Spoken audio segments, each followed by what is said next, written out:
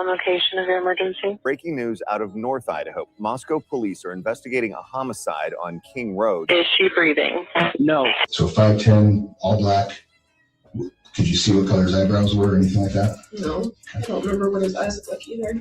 Officers discovered the bodies of Ethan Chapin, Xana Kernodle, Maddie Mogen, and Kaylee Goncalves, but no weapon has been located at this time. Arrested. That's 28-year-old Bryan Kohberger in custody today. Mr. Kohberger allegedly stalked one of the victims. That's false. We do not have evidence that the defendant had direct contact with 1122 or with residents of 1122, but we can put his phone in that area. There are many residences in that area. It's a dense population of mostly college-related occupants. Everything is alleged.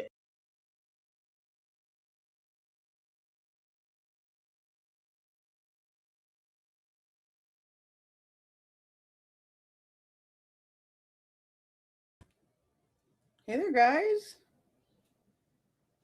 How's everyone doing? I'll be on camera in just a second. You probably know what I forgot. Holy shit, forgot that too. But it is a reminder. Okay, so while I'm getting my mascara on, I told Melissa that I would address this in the beginning of this live today. And instead of doubling down on aggression, because this person is just continuing on with this stuff. I sent all the screenshots that were sent to me and screenshots I received myself over on Phoenix Talks channel regarding her saying that she's been talking to someone for like a year or so now. And she posted a piece of an email that doesn't like show, it looks like it's all like its own information. Like, I don't know what the intention was with that notice. Yes, I know you cannot see me. I'm finishing my mascara. I'll be on camera in a second.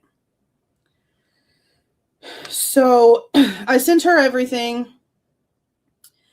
I sent her the doubling down. I sent her the email that Phoenix posted. And I also sent her the other post that Phoenix posted that is basically insinuating that Bryan is talking to some third-party authorized person behind his family's back, blah, blah, blah. Like, she's insinuating all kind of crazy stuff with some sort of connection to Amanda.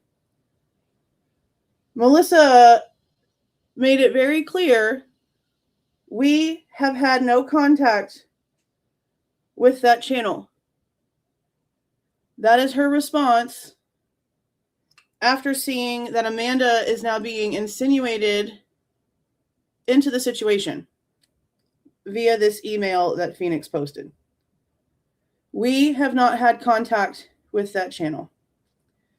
Now, instead of all the other bullshit that doesn't seem to work, because look where we are now, I'm just going to take a page out of Melissa's book, and I will also relay the following information. The Kohbergers are very aware that there are sick and sadistic people out there on the internet that will pretend to be them for kicks and jollies. That's my words. They are more concerned that Phoenix might actually be being scammed because, again, we have had no contact with that channel. We means the family.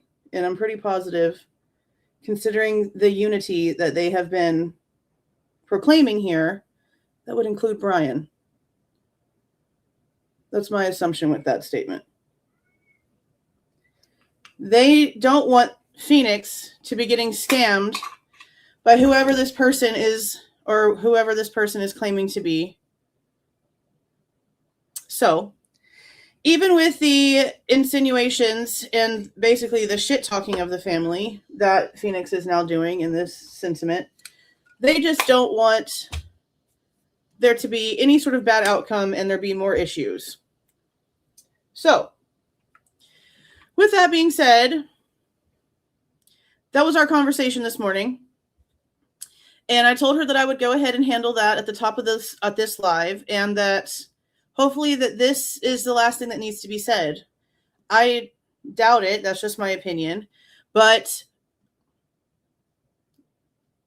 whoever this person is basically just needs to stop what they're doing. Whoever's doing it. The family has not had any contact with that channel. So whatever contact she's claiming to be having, I don't know what to tell you. I mean, it just is what it is. It just is what it is. So we are now going to continue with what we were going to be doing here. And I have been watching for more information in way of something from the PCR filing, but I haven't seen anything post just yet.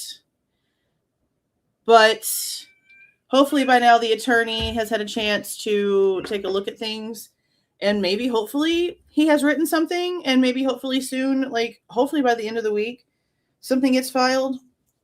But I also don't want it rushed. Like, I want him to do his job. I want him to take his time. Just because I want to see something more official filed doesn't mean I want it to be a rush thing. It needs to be as well done as possible. So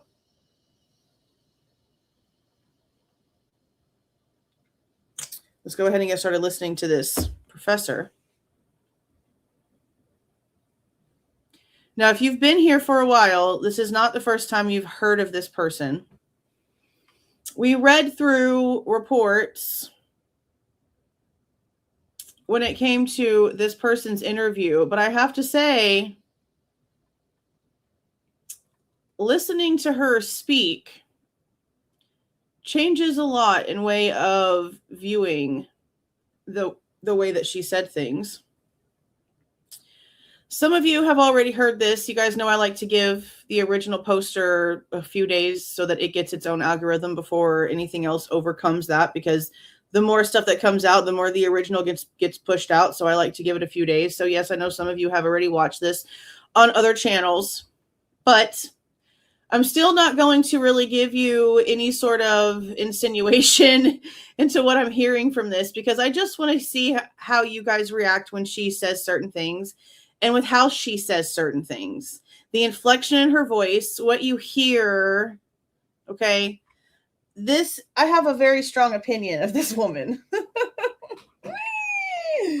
have a very strong opinion of this woman, and I will try to wait. But, it's really hard for me to, contain myself and not speak. So I don't know how easy that will be, but we will see. Thank you for the $4.99, Nunya Biz.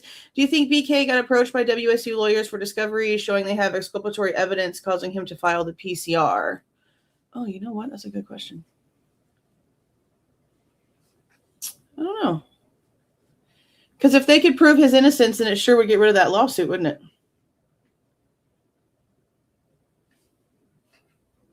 That is a good question. Actually, I have no idea. I could definitely see a correlation.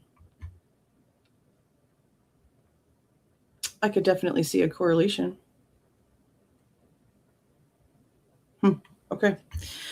Okay. Also, I did not.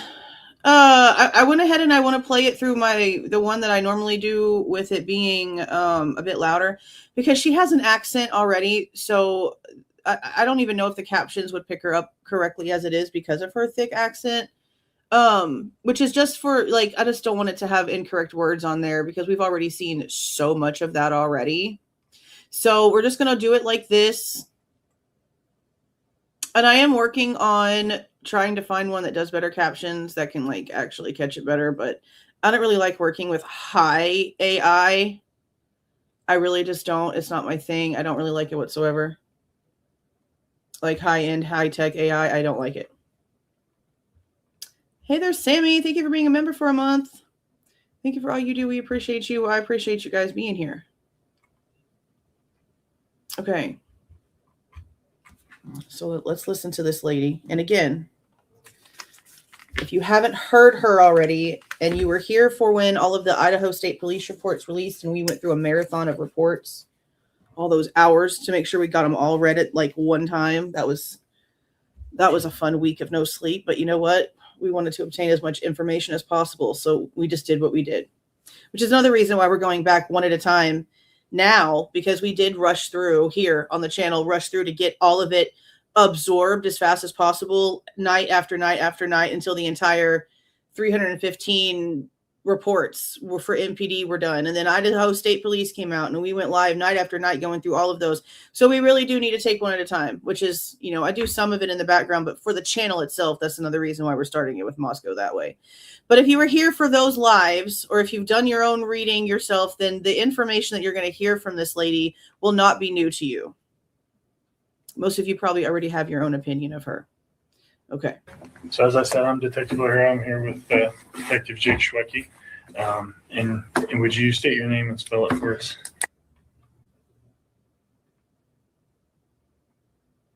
Okay. And what is your position here with the university? I'm an assistant professor in the Department of...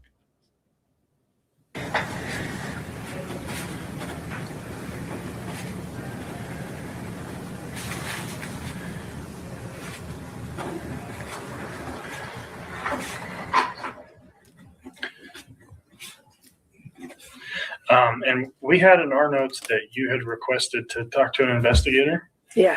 Okay. So nothing that any of the people they'd already talked to at this point had led them to her. So she reached out to the police.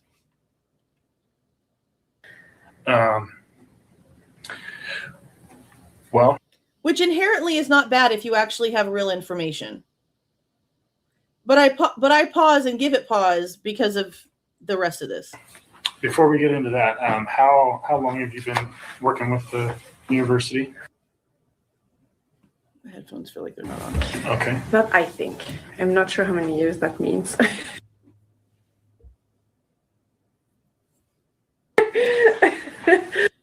I'll say this. I'm not going to give you verbatim the conversation, but the way that Melissa put it is that she's very aware that Bryan was basically being bullied at WSU, which is basically the gist that we got from it anyway.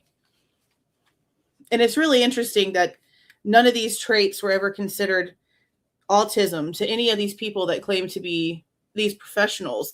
Instead of taking certain things for what they actually medically were, they took it for something that means he's this horrible person without actually having knowledge of the truth, and then insert themselves.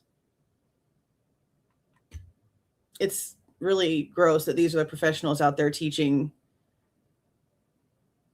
thousands and thousands of the next generations of law enforcement, criminal justice warriors, forensic profilers that are going to be entering into criminal justice. Because what you're going to hear here is very much like the BK Norton girl. There's a lot of similar characteristics. Okay. Well, before we get into that, how long have you been working with the university? Okay. Not I think. I'm not sure how many years that means. Mm-hmm.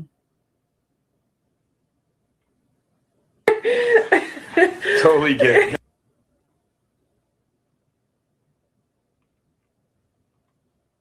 Okay. Oh, she's a gossiper. Awesome. Have you been in this position the whole time? Yes. Okay. In this position, I've never taken any criminal justice classes or any criminology, so you have to bear with me on some of this stuff. Yeah. That's such, in my opinion, just to be a basic police officer, even if you only are ever a traffic cop, you should have to have at least an associate's in criminal justice, at the least. The fact that someone that can actually work to the law, you know what I mean? Like make sure the law is hammered down, that don't have to even take any classes in criminal justice whatsoever. Some police departments used to require it, and then they removed it because it was getting so difficult to actually hire on officers. So instead of just making sure that they hired on quality and the quality continued, it was more like quantity over quality. So they reduced what was needed to even be bothered to be looked at. It's just gross. It's bad. I hate it so much. I hate the way the system is set up so much. In this position, how, I've never taken any criminal justice classes or any criminology, so you have to bear with me on some of this stuff. Yeah. How much face-to-face contact do you have with the students? Now that we're back, like we have, especially grad students, like we see them for 3 hours every week in class. Okay. And then there's office hours that they can drop by and talk to us if they want. 3 hours a week. So whatever opinion that she does have is based on 3 hours a week in a professional setting. Okay. Okay. And what classes are you professor for? Like, what do you teach? So I teach a lot of the boring stuff, so like methods and stats. Okay. But my area of specialty is sexual violence, and I do teach a sexual violence class at the undergraduate level, though. Okay. You said at the undergraduate level as well? Yes. Okay. In the grad program, mostly just methods and stats.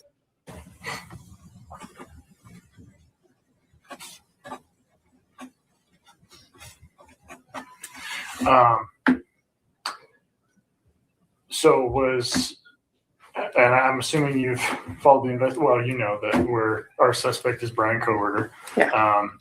Did you have a significant amount of contact with Yes. Kohberger within because as far as I understand, he was only around for this one semester. Is that correct? Yes, Fall of that's 2022? true. Yeah. Okay. So when did you first have contact with him? I would say the first week of class, so my class was on Thursdays, and I guess the Monday was the 22nd, so maybe August 26th or something like that. Okay. August 26th, something like that. So just a few days before Cyray's there was a collision with Maddie and Pullman story that he's telling now. Okay. And was that in a class setting, or was that an Yes. orientation meeting, or? So there was a barbecue at the beginning that I didn't go to, so. Okay. But yeah, so I saw him for the first time in the class. Okay. And We did hear about the barbecue thing before. what class was that? Research methods. Okay. Was he in your stats class or the So the sexual stats was for more advanced. Sexual violence, I'm teaching it now, but he did request to be in it. Okay. So the only class you had with Kohberger was for methods? Yes. Okay. I guess tell me about that first interaction you had with him.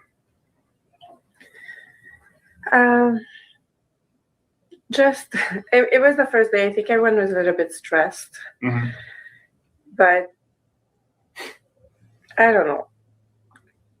I would say nothing stands out much other than wanting to dominate. No one's changing any details. We know that she was interviewed all the way back in 2023. No one said anything about her being interviewed after the plea. No one's changing details at all. Not a single person. It was the first day. I think everyone was a little bit stressed, Mm-hmm. but I don't know. I would say nothing stands out much other than wanting to dominate the conversation. Okay. Yeah. Hey, real quick, do you mind if I interrupt for a second? No, go ahead. Just in thinking this, because we don't know why you wanted to talk to us. Yeah. Well, if somebody in chat said that, then they are incorrect. This was January 30th, 2023.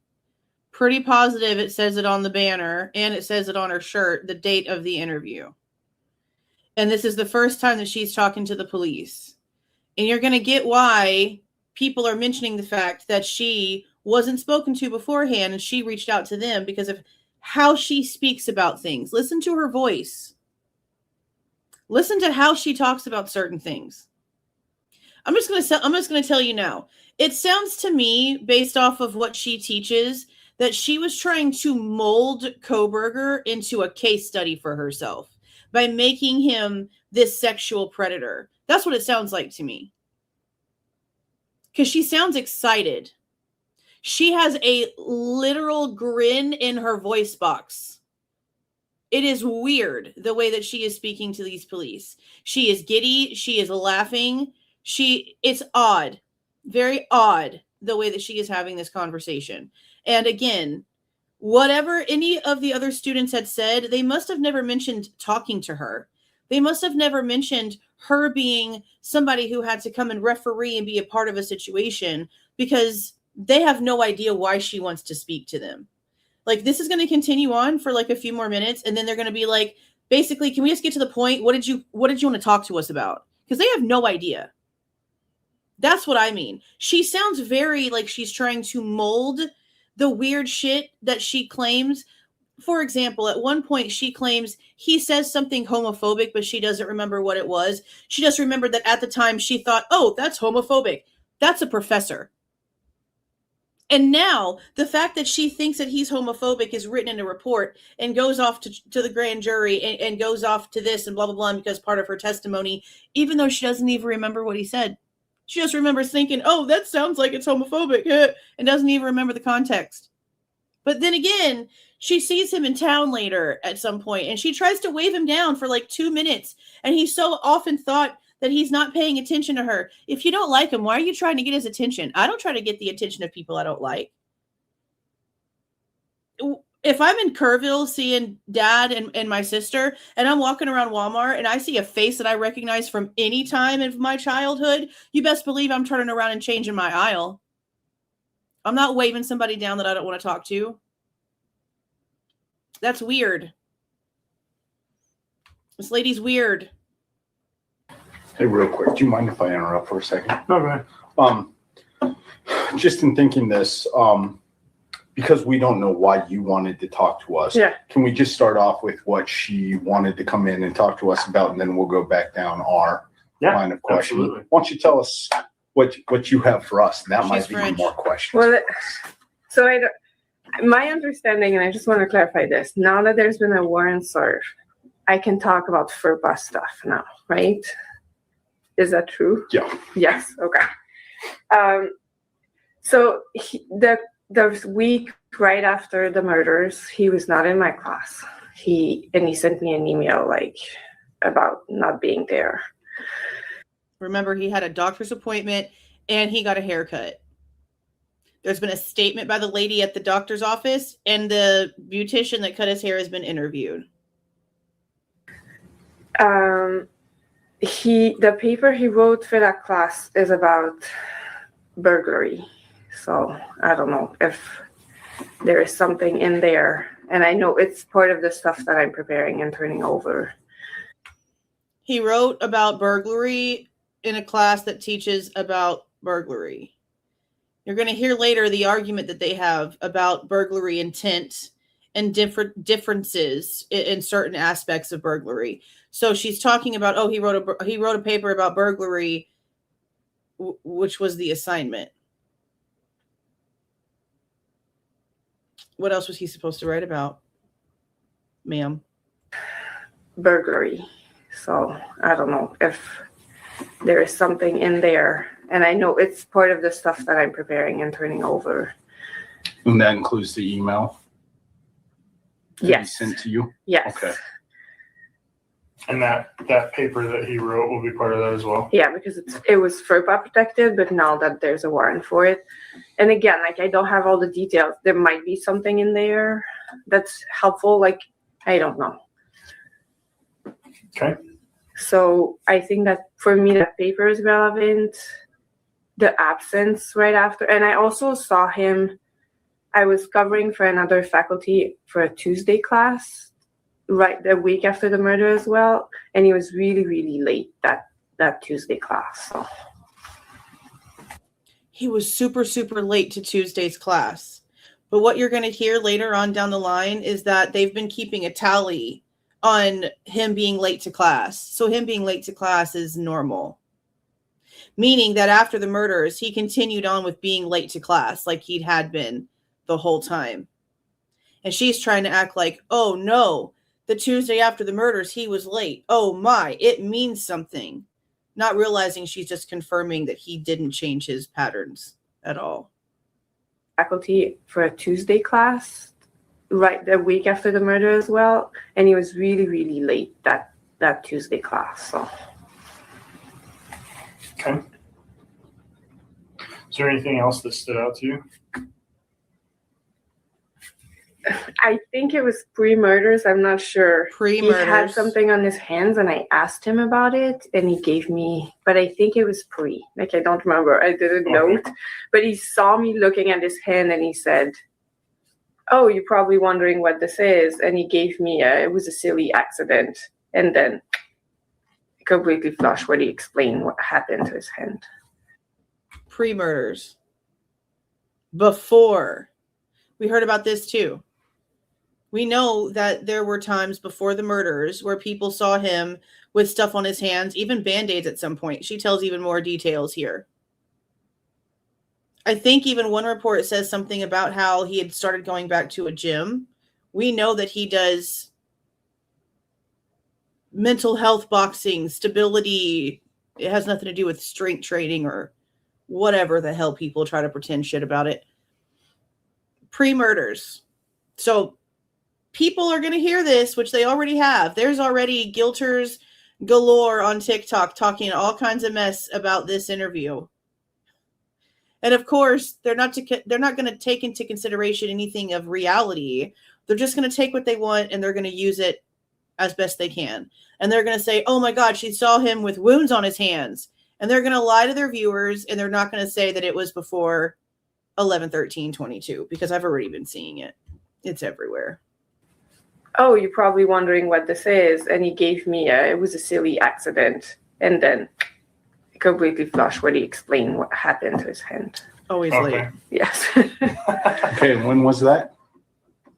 Again, I remember kind of late some. I promise you, if we were seeing her face, she would have a James Franco style freaking grin. That's how I see her looking when she's talking to these officers. You know how the Franco brothers have just that like real wide grin? That's how I imagine her listening to her voice. This is weird. This is weird. His hand and he said, oh, you're probably wondering what this is. And he gave me it was a silly accident. And then completely flushed when he explained what happened to his hand. Okay. Yes. Okay, and when was that? Again, I remember kind of late semester, but that could have been beginning of November. You hear how she's grinning so hard, her tone changes in her voice? That's not normal when you're discussing someone that you're trying to paint as this future violent predator of America. Like, this is a weird ass interview. I don't care. Ain't nobody gonna change my mind. Oh, you're probably wondering what this is. And he gave me it was a silly accident. And then completely flushed when he explained what happened to his hand. Okay. Yes. Okay, and when was that? Again, I remember kind of late semester, but that could have been beginning of November. Okay. But I remember like he was a big double, the two middle, and he had big Band-Aids. And he said something, and I don't remember what he said, but it was something about it happened indoors. And I remember thinking that didn't happen indoors because it looked like, you know, when you scrape on asphalt. Like, and he also hiked all the time. So it might have happened indoors like he told you. Because, you know, you're a professor of whatever this stuff is and you're not a doctor. So to each their own in your assumptions. But he also hiked a lot and was outdoors a lot. Just, you know, in general. So maybe he tripped hiking and he just doesn't want to tell you the truth because it's not your business. I don't know. Maybe that's it. Something, and I don't remember what he said, but it was something about it happened indoors. And I remember thinking that not a doctor of medicine, because it looked like. She's a doctor of sex violence. Not medical anatomy. She needs to keep it there. He had big band-aids, and he said something, and I don't remember what he said, but weird? it was something about it happened indoors, and I remember thinking that didn't happen indoors because it looked like, you know, when you scrape on asphalt, like, and it was, anyways. But that's probably nothing. Right hand, left hand, you remember? That's exactly why I say it sounds like she's trying to mold him into something she can use. It's like she's living out her fantasy right now. Remember, this is her specialty. She's going to sit here and talk shit about him wanting to learn while she literally has molded her entire life around sexual violence. So keep all of that in mind while she's speaking too. Indoors, and I remember thinking that didn't happen indoors because it looked like, you know, when you scrape on asphalt, like, and it was, anyways. But that's probably nothing. Right hand, left hand, you remember? Yes. So on right hand, and when you were saying the two middle fingers, which ones are you pointing at? These two. Okay. Like the longest. So right next to your pinky. Yes. And then your middle index finger. And for two. That's what I mean. And I'll play this back so we can hear more of the location she's talking about. You can hear the excitement. Like, I understand nervous laughter. Okay. People fall, you know, you freak out and start sort of like laughing about it. Like, I understand that. You can hear the emotional excitement. Exactly. That's what's creepy about the way she's talking right now. We're thinking that didn't happen indoors because it looked like, you know, when you scrape on asphalt, like, and it was, anyways. But that's probably nothing. Right hand, left hand, you remember? Yes. So on right hand, and when you were saying the two middle fingers, which ones are you pointing at? These two. Okay. Like the longest. So right next to your pinky. Yes. And then your middle index finger. And for 2 weeks he had So that. like right here. Okay. I guess.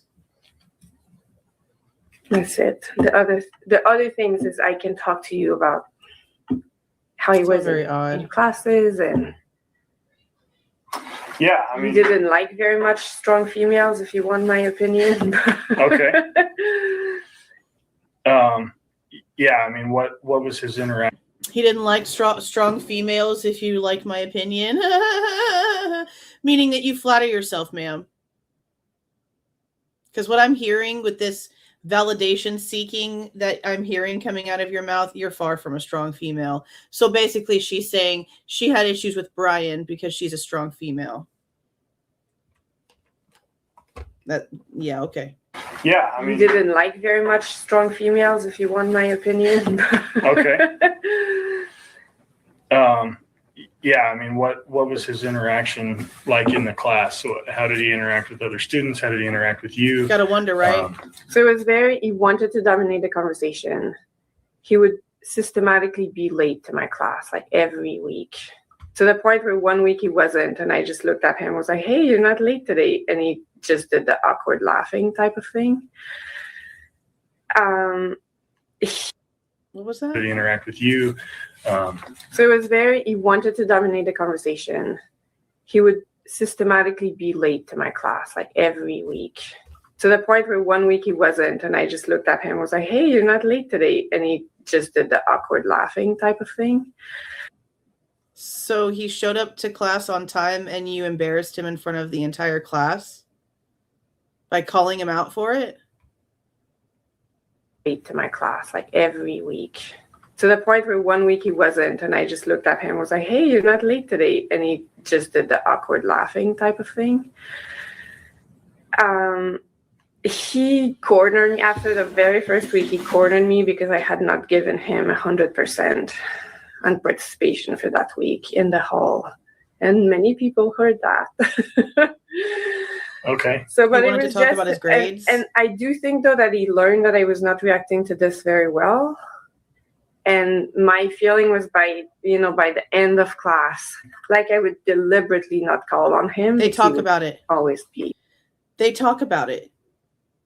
I'll just say it now. The conversation was, leave your class before me early so that you can get to my class on time. And Kohberger basically was not going to leave his previous class early to get to her class on time, even though they gave him permission to leave his previous class early to get to her. Why should he have to leave his previous class early to get to your class on time? What makes that class less important than your class? That's what they're going to have a discussion about. And even thinking that he should be the professor and assigning who should talk instead of me doing that. So, but he kind of learned and was more like contained, I would say, by the end of class. Okay. So when you say you would deliberately not call on him, in your class, is it open for dialogue? You would deliberately not call on him. So you call him out. You tell him that your class is more important than the class before that one. So he needs to leave that class early to get to your class on time to satisfy you. Then he finally gets there on time and you chastise him and embarrass him in front of everyone. And then when he's trying to participate and actually be a student that gives a shit, which most teachers pray for every freaking year, you don't call on him on purpose. Now you see why Melissa said she knows that they were doing nothing but bullying her brother at that school. If anything, I think Kohberger might have a lawsuit.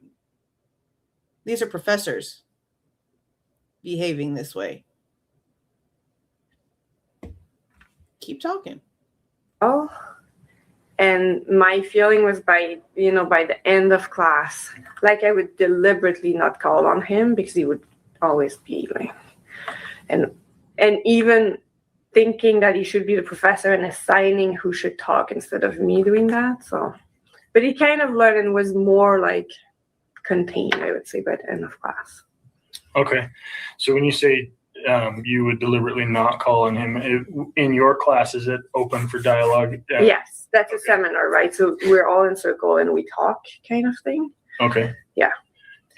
But he doesn't you get called would just on. deliberately not call on him because why? What was the reason? Because first he always wanted to talk, but like go on these monologues and then correct other, like I can do the correcting if there needs to be like things like this.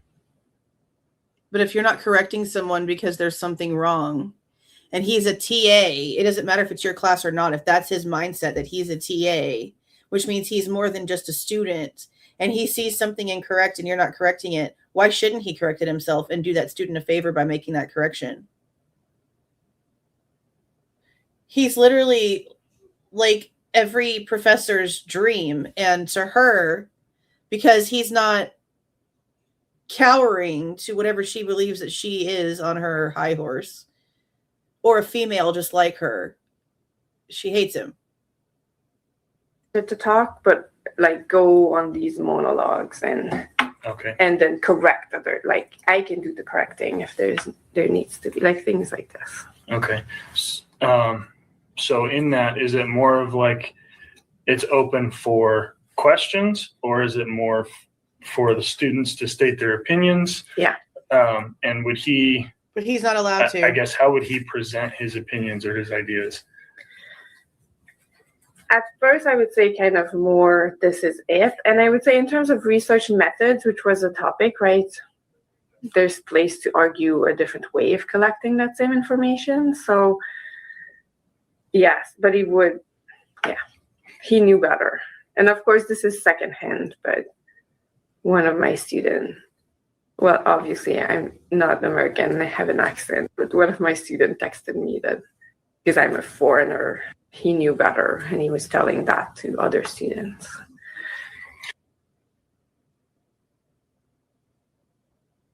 I mean, you sound like a pompous asshole, so.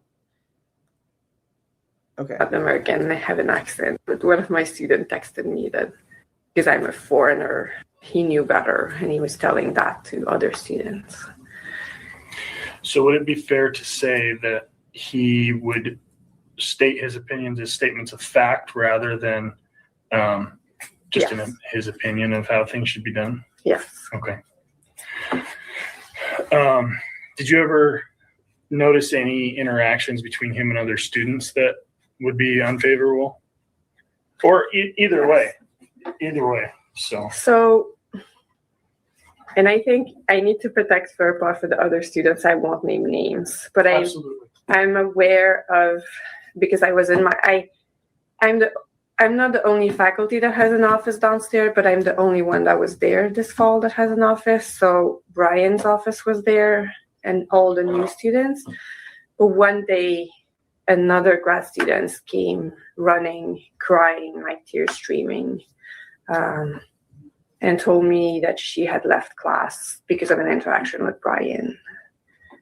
Okay. Did she describe that interaction to you? Yeah. This is BK Norton. This is the mansplaining, okay? Just the fact that that term is being used here tells you everything anyone with a logical mind needs to know, okay? Yes, but I'm going to be heavily paraphrasing. Like something like he said something that was very sexist, I guess, and she called him out on mansplaining. Okay. And then he dug his heels and kept. Whatever. How is, okay, I don't understand how the whole like, oh, because he over-explained according to their opinion. How is over-explaining being sexist? How is explaining your point blank period considered sexist, other than the fact that the person who's receiving the information from the other person feels that way because they're a female and the other person's male and they have a preset mindset? That's all I hear here is your normal college disgusting gibberish that's so well known. Gross, gross, gross, gross. This kind of mentality here is worse than Greek life, for real. Paraphrasing, like something like he said something that was very sexist, I guess, and she called him out on mansplaining. Okay. And then he dug his heels and kept. Yeah. Okay. To the point where it was a debate and the girl lost and she ran away crying like a little baby, is what happened. Out on mansplaining. Okay. And then he dug his heels and kept. Yeah. Okay. To the point where she felt she needed to stand up and leave the room. Okay. Was he aggressive toward her then with that interaction? I don't know about that. You didn't actually see the interaction. No. This No, of was course her not. coming out of the room crying and came down to where your office was at. And where her office was. And but I saw her, like, so I just quickly checked in. And you said this was a graduate student of the Yes. criminal justice program? Yes. Okay. It's likely, I'm not going to ask you to name any names, but it is very. Exactly. She didn't see shit. She's going off of whatever the girl is saying. So the girl, of course, is going to give whatever. Never mind the fact that somebody standing up that has autism, that speaks a certain way, that's highly intelligent, okay, they're going to maybe come off maybe not as soft as maybe a certain person would want them to, especially if it's in a debate, especially, again, if it's in a class where he's never allowed to speak, where he's just furniture basically because his teacher won't call on him and let him actually talk. He finally gets a chance to, and the girl throws a fit about it. Like, it's actually kind of ridiculous. This whole thing is insane. So I just quickly checked in. And you said this was a graduate student of the Sounds criminal like justice it. program? Yes. Okay. It's likely, I'm not going to ask BK you Norton names, is but it is too. very likely that we've talked to her already because there's a vast number of the criminology and criminal justice grad students that we've talked to already. Yeah. See, So there's a vast number of people we've talked to already, and none of them they've never reached out to her until now, which again, to me means that there was never any stories that were told where this woman's name came across as a part of it. I feel like if there was, they would have went and spoke to her. She wouldn't be having to track them down. It's the end of January. They started speaking to people at WSU probably as soon as they had the name on the 19th. I mean, I'm pretty positive that's why the damn termination letter is on December 19th, because the feds probably contacted WSU. Somebody contacted WSU, and they went ahead and put that letter out real quick so they could try to save their asses before everything hit the news. That's what I think happened, because the timing's too convenient.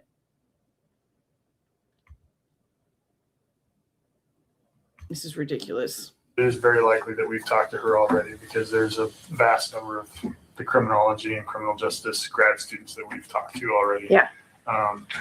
So If we're not getting the name, would you mind reaching out to this student and verifying she has been interviewed? And if she hasn't, we would definitely be interested in contacting her or having her contact us. Okay. And directly getting that information. Yes. and you're welcome to, I mean, the cell number that I texted you on, that's my work phone. You're welcome to give her that number and my information if she hasn't been contacted and she would like to have an interview with us. I will do that.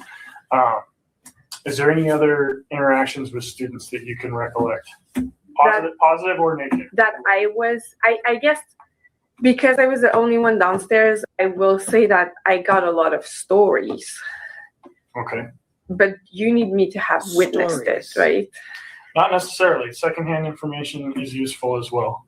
So okay. So we have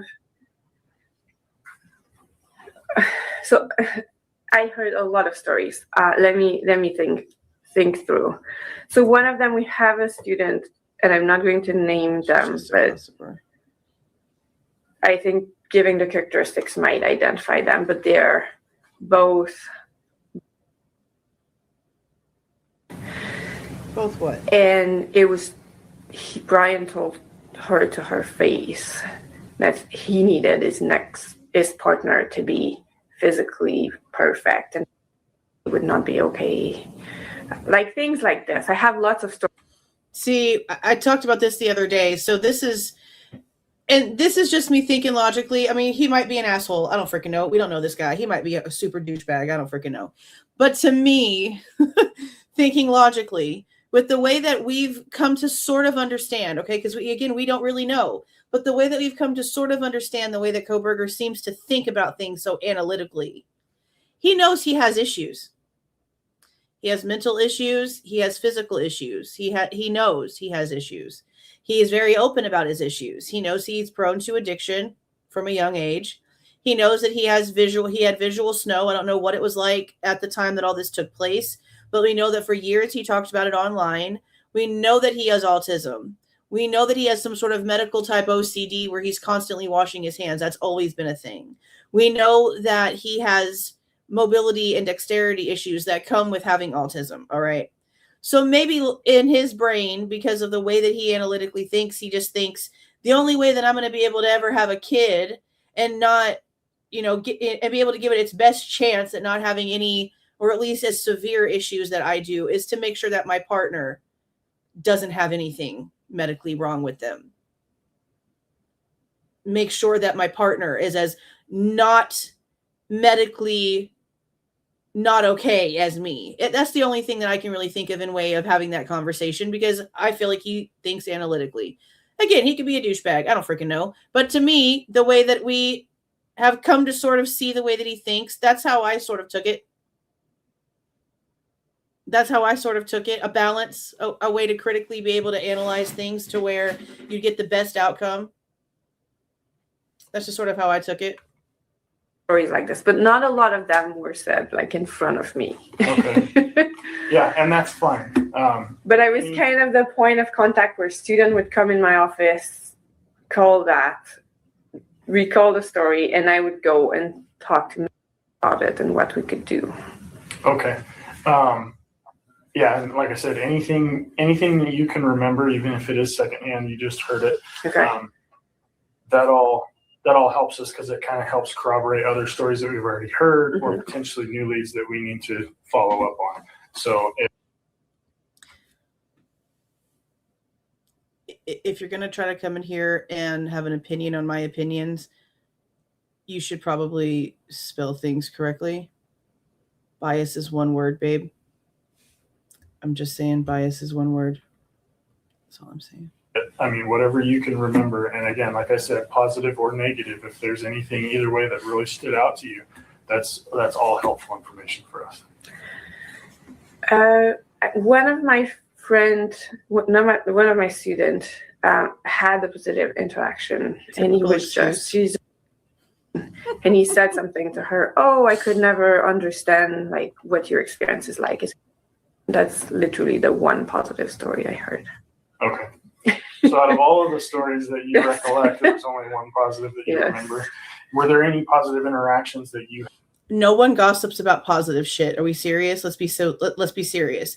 Do you ever, in your office settings, in your work settings, and your phone calls, do you ever gossip about positive shit? Be honest. Yes or no in the chat.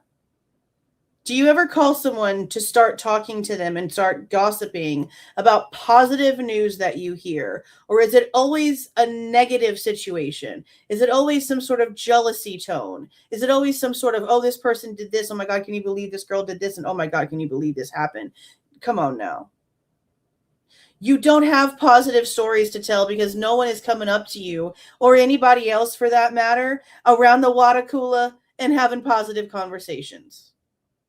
Let's focus on reality here. Let's focus on reality. Interaction, and he was just, she's always tea. Exactly. And he said something to her. Oh, I could never understand like what your experience is like. That's literally the one positive story I heard. Okay. So out of all of the stories that you recollect, there's only one positive that you remember. Were there any positive interactions that you had with him personally? So I think Bryan's research interests were very, very much aligned with mine. And I will say we've had lots of conversation about that. So, you know, he kept saying that he wanted to study emotions and decision makings. Like I've done that research, but for sex offenders. So it's okay that you did it, but it's a negative that Kohberger wants to do it. You've already done it. But it's a negative that you're going to try to use against him now. It wasn't a big deal before, but now you're going to use something that you've done yourself against Bryan. Go off. Go off, girl. Research interests were very, very much aligned with mine. And I will say we've had lots of conversation about that. So, you know, he kept saying that he wanted to study emotions and decision makings. Like I've done that research, but for sex offenders. So I don't want to say it was positive, but it was, you know, regular, you know, collegial, you know, professor with a grad student talking about what it means. She is smiling with a change of tone in her voice, thinking back on her conversations about this topic with him. Is that not what she's describing right now?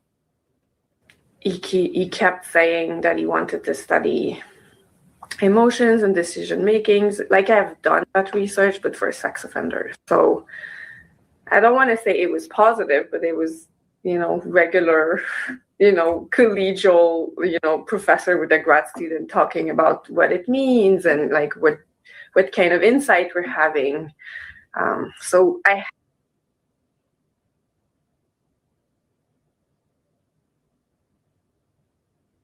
no body language expert will deny what I'm about to say. I dare them to try to say that I'm wrong here. They can't.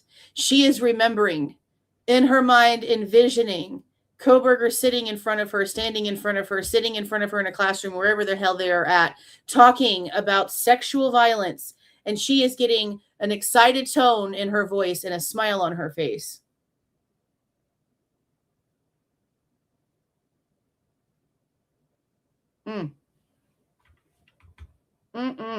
And decision makings. Like I've done that research, but for sex offenders. So I don't want to say it was positive, but it was, you know, regular, you know, collegial, you know, professor with a grad student talking about what it means and like what kind of insight we're having. So I had a lot of it, and he read like a lot of my research. I know when he had to do he read a lot of my research. Not enough for you to be important before you reached out to the police. I'll say that. And like what kind of y'all are seeing it now, right? Me. That's all this interview is. Insight we're having. So I had a lot of it, and he read like a lot of my research. I know when he had to do a paper on another class about a faculty, he picked one of my papers. Like, And remember, they tried to use him searching up sexual violence papers from Emily, however you say her last name. That's in his search history with Celebrite. And they tried to use those search history searches against him when she's literally saying right here, oh, he chose to write a paper on my work, blah, blah, blah, blah, blah, telling you exactly what the assignment was. They tried to use that against him. Interesting. A lot of it. And he read like a lot of my research. I know when he had to do a paper on another class about a faculty, he picked one of my papers. Like, my feeling is that he wanted to work with me, but he never formally asked. He wanted to work with me. He really, really, really wanted to work with me, but he just never got around to asking. He really mirrored my thoughts into all the things that I was thinking, and he really, really, really wanted to work with me.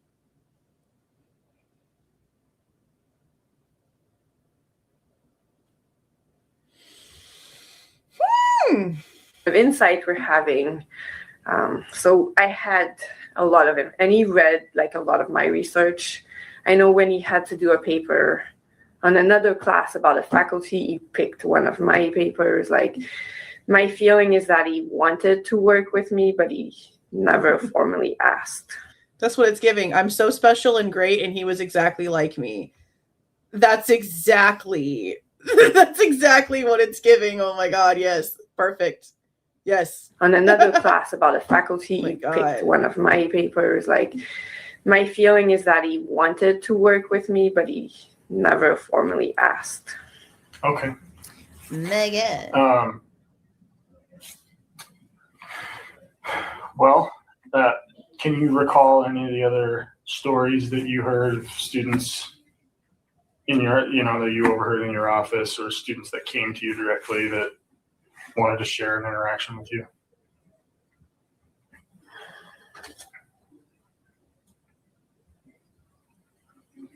I'm trying to. So there was this. He said something homophobic. I classified it as homophobic. I don't remember what the story was. Okay. He said something homophobic. I don't remember what it was, but I clocked it as homophobic at the time. So I'm just going to tell you. I thought it at the time, so it must be true. My God. He said something homophobic. I classified it as homophobic. I don't remember what the story was. Okay. This woman is depressing. Oh, and I was asked that again. I was asked by staff because I'm at long hours at the office kind of thing, like mostly 8 to 5 every day, and I'm one of the only professors that does this. Oh, but I was asked to check in on the work study because Bryan was like harassing her. So if maybe some nights I could help walk her out or something like this. Okay. That's BK Norton they're talking about. These ones I witnessed a couple of times. I don't know why I forgot about this, but the grad student office that's right in front of mine had some of the female grad students that he was interested to, I would think. And he would go in there and block the door. And every now and then I would hear, I really need to get out of here, by one of the students. And I would kind of step out of my office, go and like literally make my way to let them. Because one of the complaints was that he wouldn't let people leave. Okay. Yeah, so it was said that he didn't really, I guess he either never, okay, social cues are extremely difficult for people with autism, especially certain levels of autism. So if you are somebody with autism who doesn't understand a social cue when someone is starting to wind down a conversation, when they are not being very specific in the fact that they need to actually get out of there, and it gets to a point to where they've sort of danced around it the entire time without being clear. And to them, they think that they've said something that made it clear to this person multiple times, and they're not finding an end to the conversation. So then they get frustrated, and maybe then they say out loud, okay, I really do need to get out of here now, because they've pussyfooted around about it the entire time. And somebody with autism is not catching on to those social cues that the conversation needs to go. So you have to consider that in this situation, because that very well could be part of the problem here. It's not that he was intentionally trying to hold somebody freaking hostage in their freaking office. It's that he doesn't understand social cues. So if you're just making slight little remarks and you're not physically ending the conversation and leaving, then it's going to be a little bit more difficult for him to understand that you are actually done with the conversation. We also heard this exact same thing from Professor Snyder. And when he, alcoholic, as soon as he told that story, we realized you're pissed because Bryan makes you late to the bar. You're mad because Bryan doesn't understand your social cues, that you're trying to get to the bar to meet your buddy and you have a time that you meet him and your student is making you late and you don't like that. Therefore, you're taking out your lack of alcohol timeline on the student that's just trying to get some more information from you, as you being the professor he, is supposed to be getting wisdom from.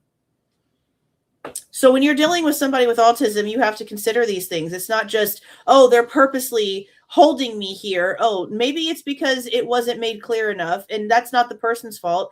The person having the conversation with the autistic person might not know they're autistic, might not know that they have social cue issues that they don't really quite understand, and might not know that they have to be very specific when they speak to that person. So all around it, whose fault is it? Nobody's really at all. Nobody took the time. Nobody cared really to know truth about anything. They instantly thought he was weird and just didn't give a shit what he had to say, even the teachers. That's just things that you have to consider. That's just the reality of where we are and who the players are here. Out of my office, go and literally make my way to let them, because one of the complaints was that he wouldn't let people leave. He would physically block the door when they were having conversations. Okay. And even at a statement, I need to leave or I need to get out of here, you wouldn't leave. You just try to continue to force that conversation. Yeah. Well, we don't really know that, do we? Because she's only hearing somebody saying one time, okay, I really need to get out of here. And then that's what gets her attention and she goes. Until she hears that, she's not hearing anything else prior to that to know that that's the case. So again, she's sort of answering something that she has no clue about. Okay. Is there anything else? I think that's it. Okay. On top of that, while they're trying to now paint him in this light, now that his name is known, all of these things that they're doing all of this stuff about after the fact were not enough for him to be called in as a tip to anyone. His behavior, the way that he acted towards people, the car that he drove some of them around in, okay? None of that was ever worthy of him being called in as a tip by all these criminal justice people. So either they really freaking missed the mark, bro, or there was nothing of concern. And they're turning it into some shit that's not relevant, which is most likely what's happening. Yes. Okay. Is there anything else? I think that's it. Okay. Is there anything that you can think of for us that might be beneficial to this investigation?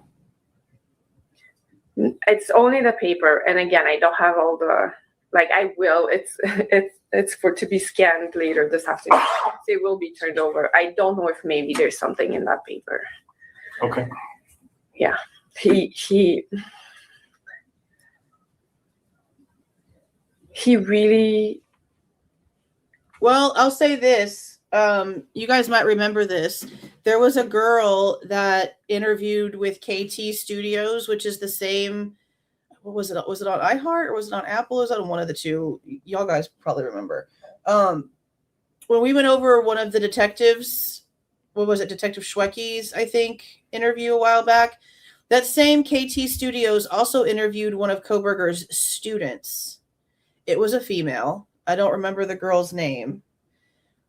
But when she talked about him, I mean, she was talking about him in his khaki pants and the way he dressed and shit up in the corner. Like, every time she talked about anything with him, she had the same inflections that this woman has when she's talking about Kohberger. So, I mean, people can say whatever they want to. It's pretty obvious by the way these women are inflecting when they speak about this man that whatever's coming out of their faces now must have not been a concern for them beforehand. And just like the Holly chick from the pool party, she gives him her phone for him to put his number in. That's kind of like a different move to me than to turn around and say something, you know, sort of negative. That's not how it sounds in the moment before news broke of somebody being arrested.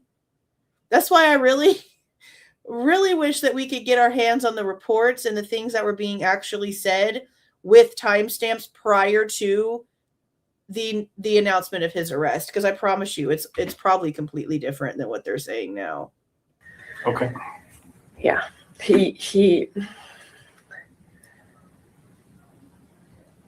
really wanted to study burglars, like, and again, my research started with my first 2 years of my research was studying sexual burglary, so people that break. He really wanted to study burglars. I studied sexual ones, and that's okay. But he wanted to study actual burglars with no sexual component, and something's wrong with that. Arrest him. He's the murderer. This lady's crackadoodle, bro. Wanted to study burglars, like, and again, my research started with my first 2 years of my research was studying sexual burglary, so people that break into houses for sexual purposes. And he was very against sex offenders. I don't even know how to explain it. And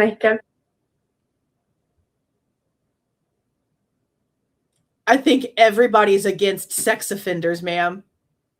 What do you mean by what you're insinuating with this statement? For purposes. And he was very against sex offenders. I don't even know how to explain it. And I kept saying, sounds okay, like a Bryan, positive. Those are the same principles, right? They are human beings. And yeah, the emotions might be a little bit different. But if you think about it, and also if you look at the research on, you know, other types of burglars, the excitement is still a very strong factor. And you're understanding what's happening here, right? So she's trying to say that burglary and sex offenses are exactly the same mentally for whatever reason that she wants to believe so.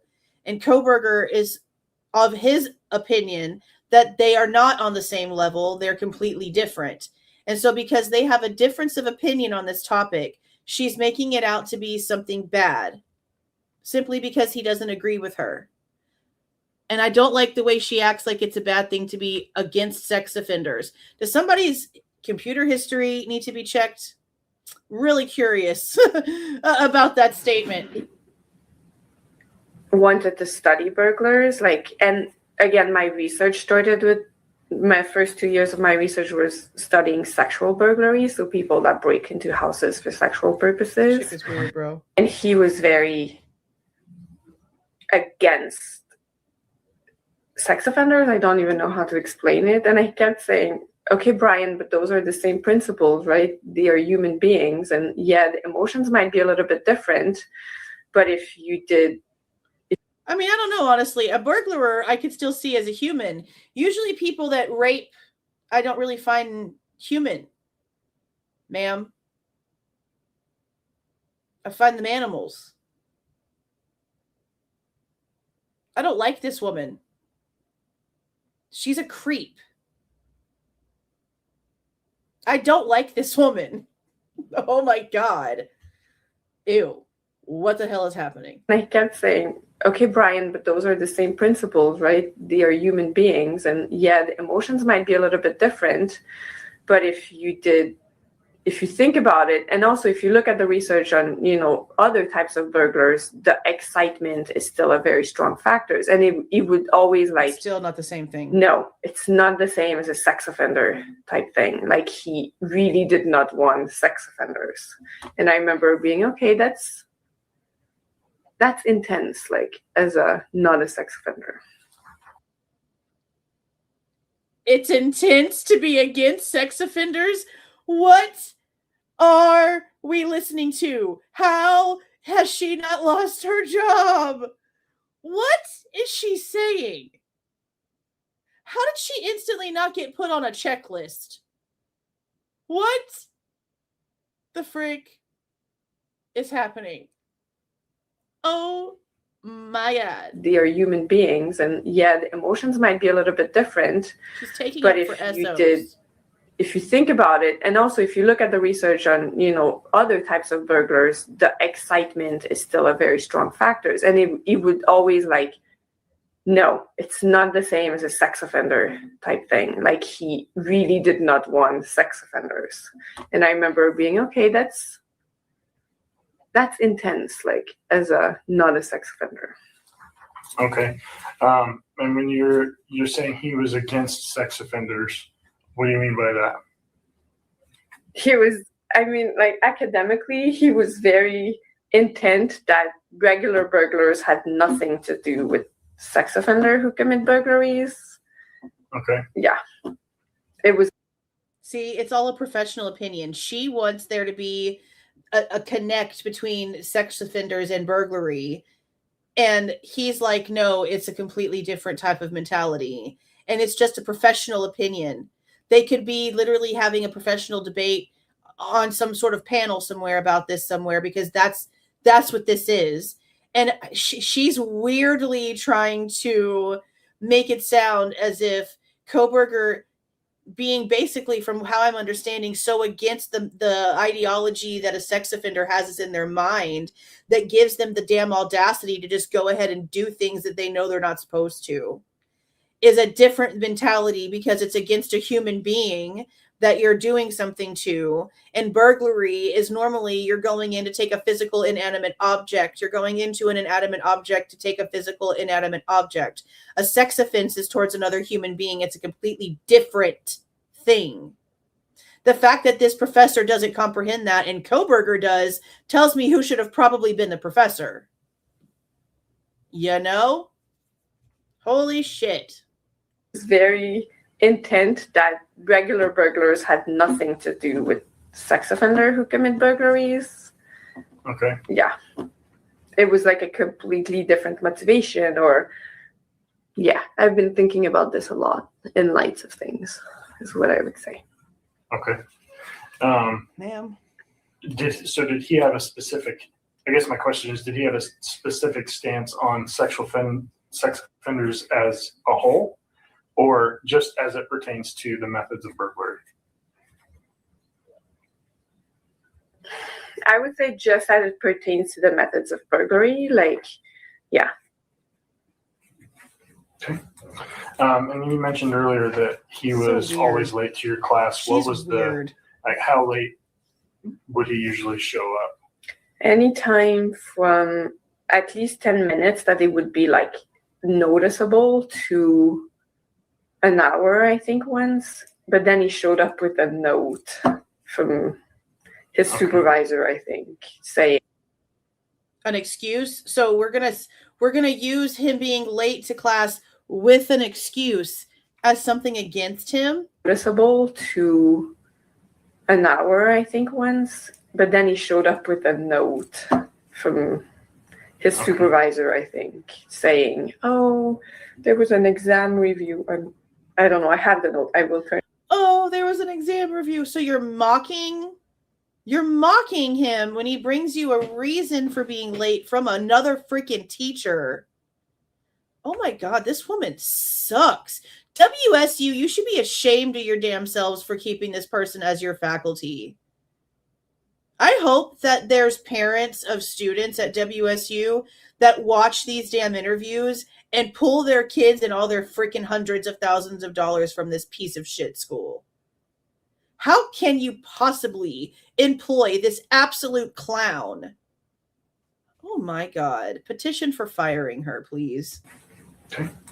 And you mentioned earlier that he was always late to your class. What was the... She's still on the faculty thing, by the way. This thing I put on here that has her name and the sexual violence stuff all highlighted came from 2 days faculty page for her over at WSU. So she is very much still on staff. I can't imagine the garbage that she's spewing in class every freaking day. The methods of burglary, oh my God. Yeah. Okay. And you mentioned earlier that he was always late to your class. What was the, how late would he usually show up? Anytime from at least 10 minutes that it would be like noticeable to an hour, I think, once. But then he showed up with a note from his supervisor, I think, saying, oh, there was an exam review. And I don't know, I have the note. I will turn it over as well.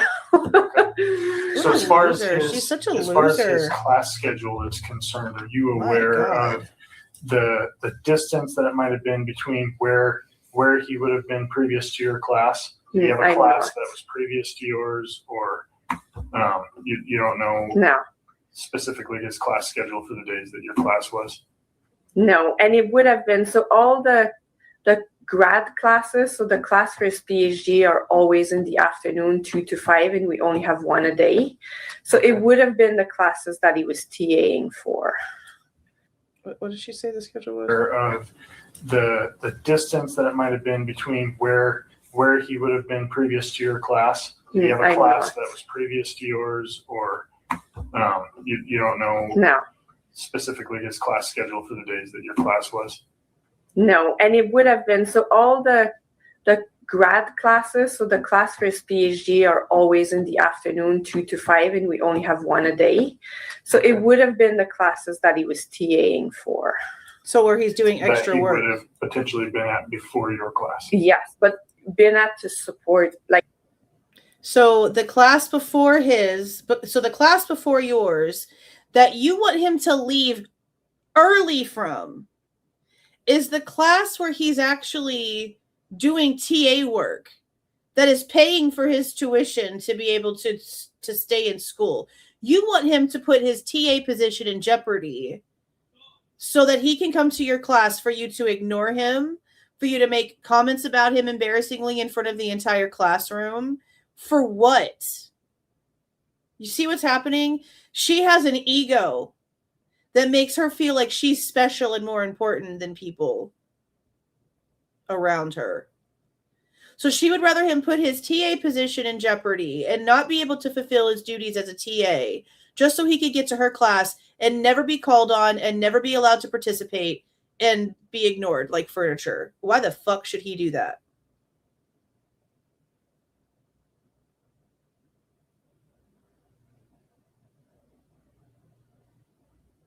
I hope he sues the shit out of this school. I really do. Oh my God. so it would have been the classes that he was TAing for. That he would have potentially been at before your class. Yes, but been at to support, like, not to teach because he was not teaching yet, but yeah, to grade or. So in that capacity, he would have been excused to leave that class to be on time for your class. Oh yeah, and I checked in with his supervisor for that class, and he said, yeah, I've told him to just leave and be on time, and he kept not being on time. Yeah. So I told him to just leave. I told him to just get rid of his responsibilities and just leave my class on time. Just to shut you up. Just to shut you up. That's ridiculous. That's absurd. That's absurd. With his supervisor for that class, and he said, yeah, I've told him to just leave and be on time, and he kept not being on time. So in your conversations with that other professor that he was TAing for, did he leave the class early enough to be on time, or did he continue to stay at that He class? continued to stay in that class. And was the class over when he would leave? No, he would still have to. So he would still have to leave that class early. Yeah. He just would not give himself adequate time to get to your Yeah. class on time. Okay. It was too far. Do you have any idea of why that would be? I do. I know that the grad students have a poll. Okay. They literally started because as part of his PhD, he had 3 courses, right? 2 by females professor and 1 by a male professor. And they started compiling how late he was to the female professor classes versus the male. And we compare note in the last meetings of the year, and literally late for every single class for the female professor and not even late once for the class with the male professor. Mind you, the male professor's class is the one that was right before her class. I don't know what the schedule was before the other class. but this was just the pattern because of the route it seems he had to take. That's why these were the consistently late classes. This was not a behavior change. This was not a pattern change. She literally just said he had been late since day one. I don't know what she's trying to prove here, but it's not landing. I promise you, not on anybody with the brain. Note in the last meetings of the year, and literally late for every single class for the female professor, and not even late once for the class with the male professor. Okay. Yeah, and that aligns with what we've heard a lot of already. So again, it's speculation though. Yeah. Like we don't know that, but it's like this micro, like I don't respect you quite enough. Okay. Yeah. And it felt like that. No. Interacting with him. Okay. It's because Did you expected ever him bring it to up cater to to him? you. Yes. Did you bring it up one-on-one? Did you bring it up in front of the class? So I know one you said the one instance where you referenced him being on time. Yes. Did you ever call him out for it in the middle Well, of class? that one, oh, you're on time today, was right in front of everyone. Yeah. Kind of thing. Yeah. Meaning, again, you have no problem embarrassing him in front of the entire classroom anytime he does catch your attention. Yeah. Did you ever call him out for it in the middle Well, of class? that one, oh, you're on time today, was right in front of everyone. Yeah. Kind of thing. She's a bully. That's what Alyssa meant. One-on-one I did when you would just argue and argue and argue. And I said, there's, what did I say? There is something to be said about a white male telling a grown female professor that he knows better. And then he gave me I have a gay friend, but I have worked with women before and that's not what's happening. So no kind of insight into his behavior. So he said, I've worked with women before. That's not what's happening here. Meaning he tried to give his opinion on this is most likely about the sexual offender versus the burglary situation. And she's like, how dare a man try to tell me damn thing? And he's like, I've worked with women basically my entire career. That's not what's happening here. Basically trying to call her out for assuming what's going on because she's wrong. So you have to remember, Catherine Ramsland said he was one of the best students that she's ever had. The woman professor that actually recommended him to this program basically said the exact same thing. So no, Kohberger does not have a history of having issues with his female professors. He has a freaking history of having an issue with this female professor. So no, he's right. He has worked with women in the past, and that's not what's going on there. They must have understood his autism and understood his personality to credit him as one of the best students that they've ever had.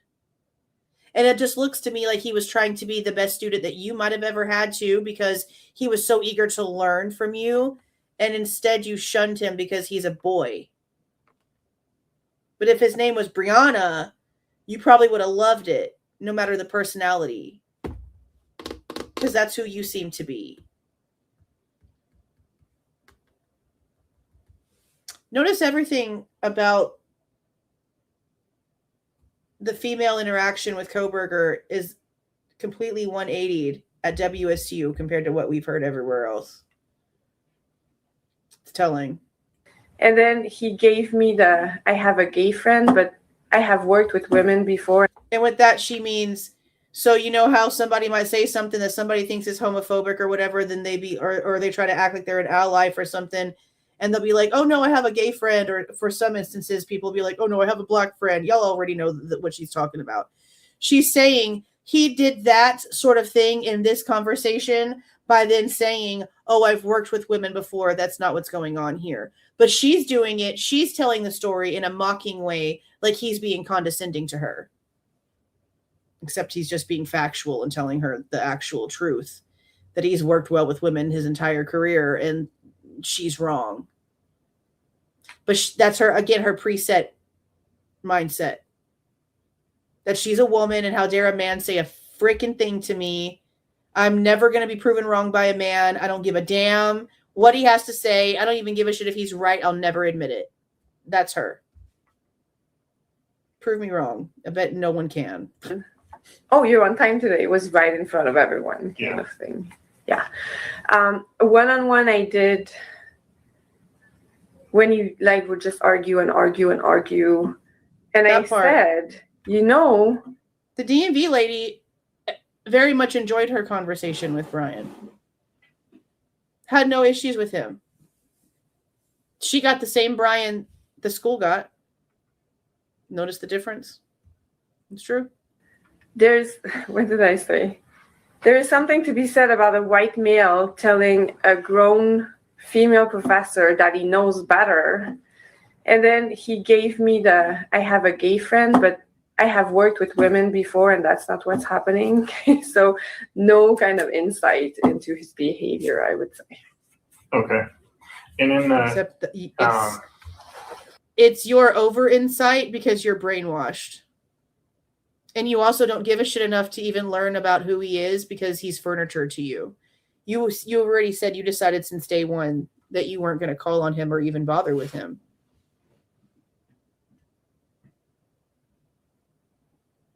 The amount of telling on herself this lady is doing is crazy. That's not what's happening. So no kind of insight into his behavior, I would say. Okay. And in the... obsessed with serial killers. He would talk about it in class. Okay. Oh my God. He talked about crime in crime class. Talked about working with, I don't know, it's been in the media, but whomever the woman was that taught him and that had published, I don't know how many books on serial killers. Talked about this in class, yes. Okay. You said, so there's somebody specifically that taught him about serial killers and books that he read? I think in his prior university, so at Bethany. Yeah, we're aware. Okay.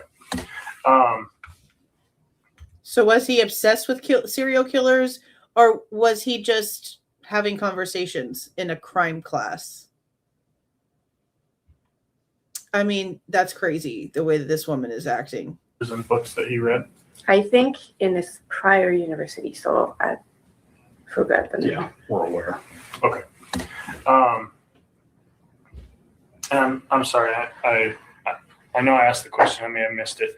Did you bring up him being late to him one-on-one? Right. Did you guys you didn't have a conversation? That's a good point. Oh, wait a minute. You actually let him talk? Good point. So what would it have been the one time she let him go on his monologue, as she puts it? He talked about serial killers and now it's, he's obsessed. Because remember, she said that. She never called on him. She never let him speak in the little circle that was supposed to be open discussion because he would go on these monologues and blah, blah, blah, blah, blah. So that's a good point. He probably mentioned something one time and she's saying, he's obsessed. How would you know? You never let him speak. About that. Okay. So you did, other than the comment about him being on time, you never confronted him about being late to your classes? No. Okay. Because at some level, I'm going to be honest, class was just easier when he was not in there. Okay. But you know, the week after the murders, the week that he missed, at the end of class, I think 3 female grad students came to me and said, oh my God, class was so much better today. Like just easier to navigate kind of thing. Send those emails over. It was just easier when he was not. Let's see that. Let's see the proof of those emails. Not in there. Okay. But you know, the week after the murders, the week that he missed, at the end of class, I think 3 female grad students came to me and said, oh my God, class was so much better today. Like just easier to navigate kind of thing. So it was like a palpable. Oh, and physically in the class, we would, circle around the table. So they would all circle and they would leave this empty space and Bryan would sit next to me every time. Like, That's how I saw his hand. But I'm pretty sure I don't remember when that was. So she doesn't actually remember that he was actually missing. She just knows that the chair he normally sits in, which is normally by her, was empty. That's how she's going off of this. What? Like a palpable. Oh, and physically in the class, we would, circle around the table.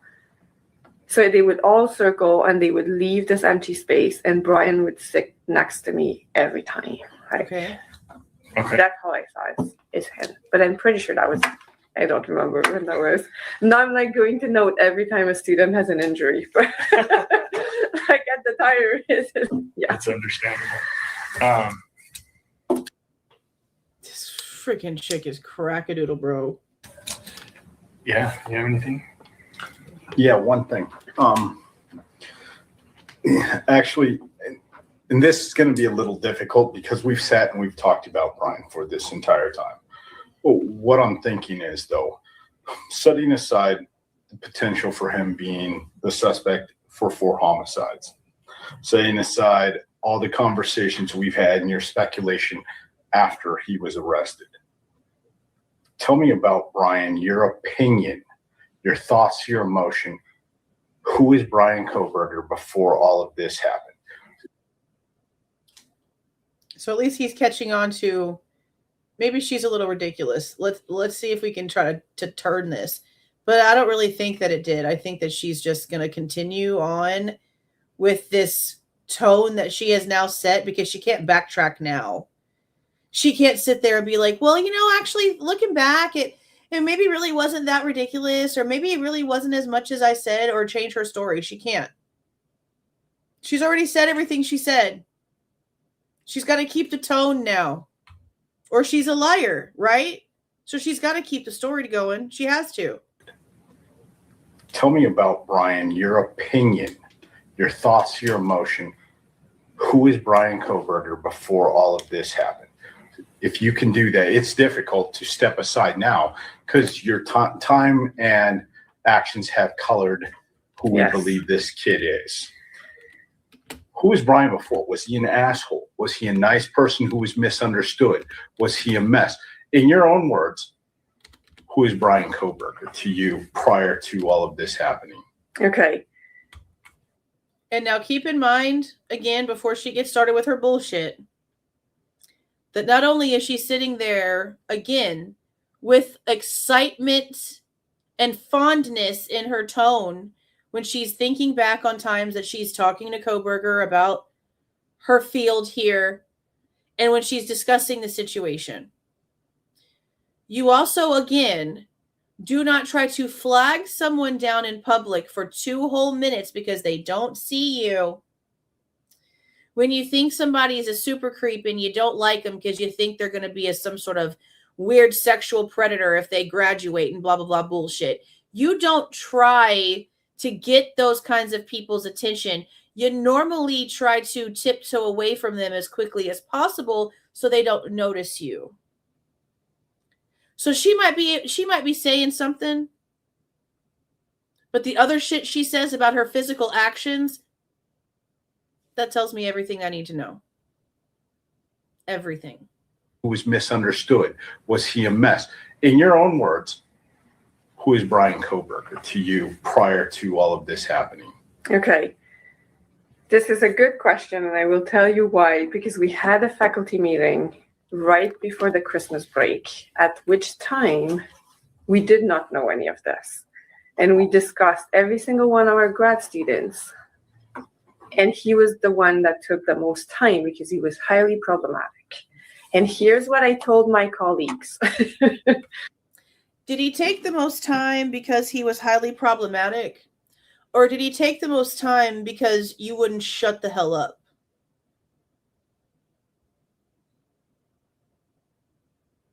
I think that's a valid question. Are these school faculty meetings or these board meetings like this, are they sort of done like courtrooms where there's like a transcript and minutes and it's recorded and shit like that? I'd hope that would be part of the discovery. So I ask again, did he take the longest to discuss because he's so problematic, or did he take the longest to discuss because you wouldn't shut the hell up? I think at this point it's a valid question. I told them, look, she's even he again is smart enough that in 4 years we will have to give him a PhD. Like, he was not failing. He was not doing great, but he was like academically where you would expect a first-year PhD student to be. But I said, mark my word, I work with predators. If we give him a PhD. I work with predators. What the fuck is wrong with you, lady? I would not ever want my freaking child to step foot into a classroom with this person. You would expect a first-year PhD student to be. But I said, mark my word, I work with predators. If we give him a PhD, that's the guy that in that many years when he's a professor, we will hear is harassing, stalking, and sexually abusing of his, I thought would be his students at wherever university he ended. Because there was a performance issue in terms of TAing, a couple of us made the argument that that was the time to cut his funding and get him out because otherwise he was smart. I think that's probably the closest I can say to what my appraisal was of him as a. So y'all discussed this before the Christmas break, yet that letter wasn't drafted until the day that the FBI called with his name. And he was still grading papers the entire time that he was away. So y'all discussed this before the break, before Kohberger took off, but the letter just so happened to be written the same day that the FBI called MPD with Kohberger's name. Sure. University he ended. Sure. Because there was a performance issue in terms of TAing, a couple of us made the argument that that was the time to cut his funding and get him out because otherwise he was smart. I think that's probably the closest I can say to what my appraisal was of him as a person before we knew any of this. Yeah. That he was smart and I don't like him. He's against sexual offenders. That's weird to me. Get him out of here. What? What? Hey there, Laura. Thank you for being a member for 7 months. Hey there, Hazel. Yeah, you've been here a whole lot longer than that. Thank you for being in here. Thank you for the 5 JJPP. Thank you for the gyms, you guys. Thank you for the 2 Joe Mom. Posted a few things in the community tab. Okay, I'll go take a look here in just a second. I'll go take a look here in just a second. Okay. I thought he would. Yeah, this lady's crackadoodle, bro. Crackadoodle. Crackadoodle freaking do. I need to make a little emoji for the members. A crackadoodle do emoji for the members. I'm going to work on that today. Performance issue in terms of TAing. A couple of us made the argument that that was the time to cut his funding and get him out because otherwise. The laughing is what makes this so freaking weird. That's what I'm telling you. It sounds like she's trying to mold him into something she can sink her obsession into. That's what this, that's not what I got when I read the report. Okay. Listening to her inflections, listening to her tone change, listening to the emotions in her voice is what led me there. That's why these reports and these transcripts of Dylan's stuff with the FBI and the grand jury, I don't give a shit. I want to see faces because I promise you, this would be even more prominent if we were watching her facial structure, watching the way her body was moving around, because I promise you she's fidgeting the entire time. I promise you there's not a single second in this interview where she's sitting still. She's a weirdo, okay? She's everything that they're trying to claim that he is. I can hear it. And if you can't, I don't know what to tell you. Issue in terms of TAing. A couple of us made the argument that that was the time to cut his funding and get him out because otherwise he was smart. I think that's probably the closest I can say to what my appraisal was of him as a person before we knew any of this. Yeah. I thought he was a different type of creep. I really kind of missed it in that lens, but he was stalking people. He wasn't, though. Y'all were stalking him, actually. Different type of creep. I really kind of missed Thank it you for the in membership, that JJPP. lens, but he was stalking people. Like, and my thing was like, if we give him a PhD and he gets to be a professor, can you imagine what being a student of him would look like? Like, Professor. The chick that was one of his students in the class that he was TAing had a huge crush on him from how she talked just like you do. And even the students where he had been more harsh on their grades, after he was told to lighten up, he started giving more elaborate, detailed grades and being more positive. He was literally acclimating as a TA the exact way that he was being asked to. It was noticeable even to the students that came out and gave little interviews, because there were quite a few. I can probably think about like maybe 6 or 7, maybe 6, 5, 6 different faces from WSU, men and women alike.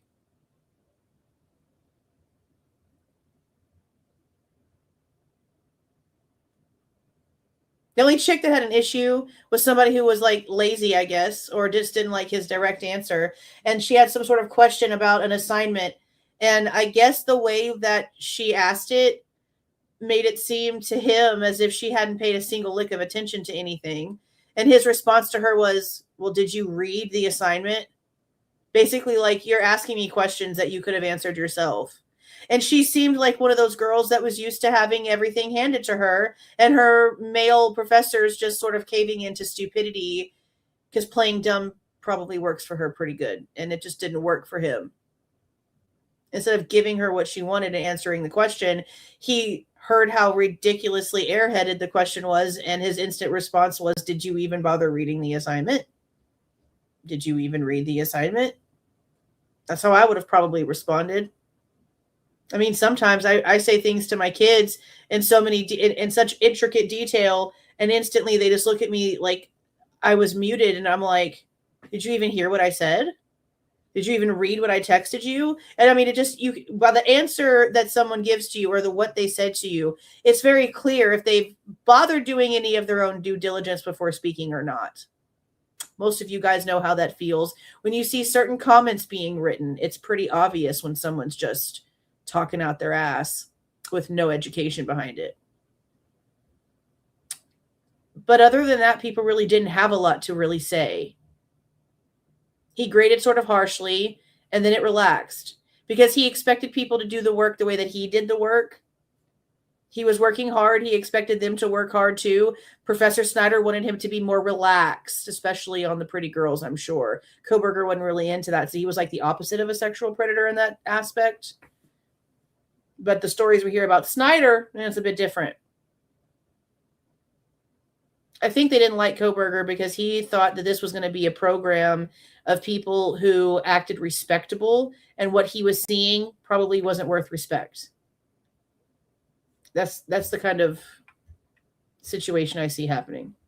Like, and my thing was like, if we give him a PhD and he gets to be a professor, can you imagine what being a student of him would look like? Like, professors hold a lot of power over their students because you're controlling their future, the future outcome of where they can and cannot go. Yeah. Some people abuse power. Some people treat it like it's. She is the epitome of abusing power. We're hearing it in real time. Over their students because you're controlling their future, the future outcome of where they can and cannot go. Yeah. Some people abuse power. Some people treat it like it's supposed to be treated. Very interesting. Okay. I know that's not a lot long term. That's exactly what I wanted to know. What if you had the view ahead of time and what your view was separated out from this incident? Yeah. So I mistakenly, and I did say in that meeting, because I was the logical choice for him to work with me because, again, of the closeness and research interest. And I said that I would not chair his dissertation. So because our interests are so aligned, and I don't like him because he has a difference of opinion than I do about sex offenders and burglary, I just am going to never call on him in class. I'm never going to let him speak. I'm going to chastise him for every little thing he does. And when it gets down to it and he writes a dissertation, F that. Don't even put my name on it. Don't talk to me about it. I'm not even going to bother with it. This man had no chance. with this woman as his professor. No chance. Refused his dissertation early, way ahead of time. She's refusing it years ahead of it being needed. Don't even bother. Lady, you have severe problems. I was a logical choice for him to work with me because, again, of the closeness and research interest. And I said that I would not chair his dissertation. Yes, and if she's that on the roster right now. And we talked about this as a backup solution for kicking him out because we were cutting his funding, right? And what that meant were he would not be paid for it anymore, but he could pay out of pocket to stay. So she knew by getting him out of there that the only way that she could get rid of somebody who was probably competition for her, honestly, from how it sounds, she sounds very much like she's worried about Kohberger taking a place in her position that she feels like she's entitled to. That's what this sounds like. Like, honestly. So she knows the only way she can get him out of there is if she runs her mouth and gets him kicked out of his TA position, because his TA position is the only way that he could even afford the doctorate program. He can't afford that out of pocket. So because she doesn't like him, she's going to sabotage his career. That's all I'm hearing from this. Yeah, and on top of that, she's also only an assistant professor. But that's all I'm hearing from this. We're cutting his funding, right? And what that meant were he would not be paid for it anymore, but he could pay out of pocket to stay. But then we're going to go over them in a minute. I have them pulled up. If he cannot form a committee, as in no one will chair your dissertation, which I would have been, we can kick him out this way as well. And I said to my colleagues, can you imagine this psychopath getting on the stand for the WSU lawsuit? Oh my God. Could you imagine her taking the stand at the trial? I will not share his dissertation. I work with predators, I don't put my name next to them, kind of thing. And actually, I made the joke about the predator thing, which in retrospect is not great. That is very true. Being an assistant professor probably made her feel even more threatened by a smart TA. That's true. Inside is 2020. And when was this meeting that you had? December. This was your December staff meeting, though, when you guys were discussing your grad students. Yes, it was the last one. I can find the exact date. It's all of our faculty meeting are on Wednesdays. That's my point. All these, she's saying there was all these bad, horrible things happening. All these horrible things happening, but nobody ever turned him in as a tip, even after the car information became public. Even the people that are now out here doing all of this about him that rode with him in his vehicle.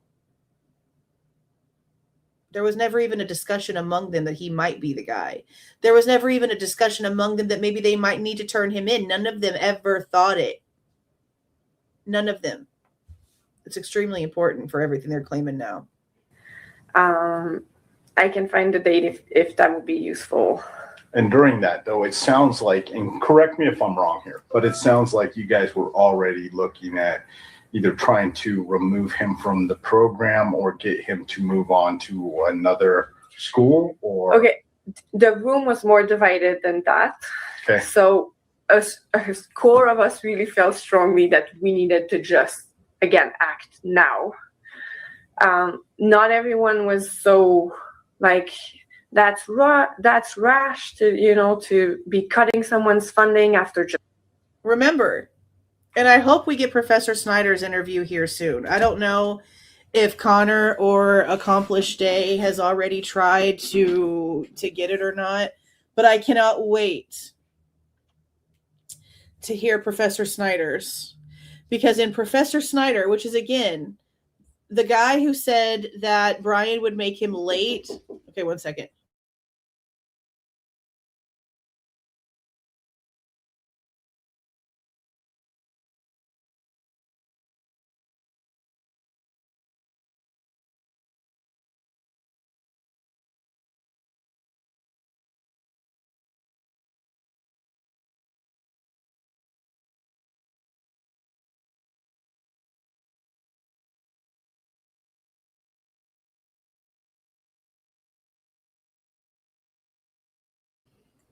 Okay.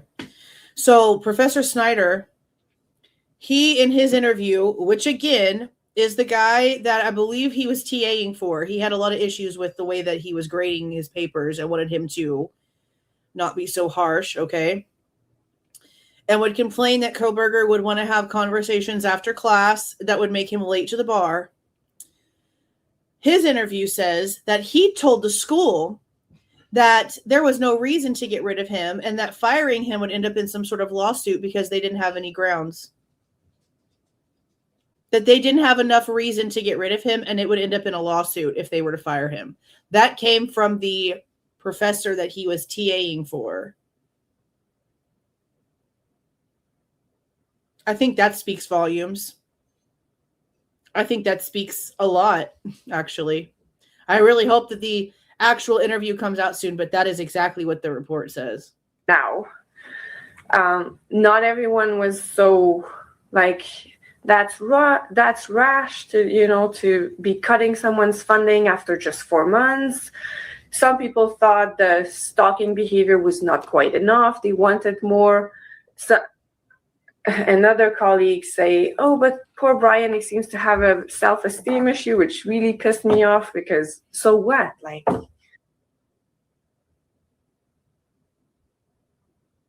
see, this is a sexist ass bitch right here. So what if he has a self-esteem issue?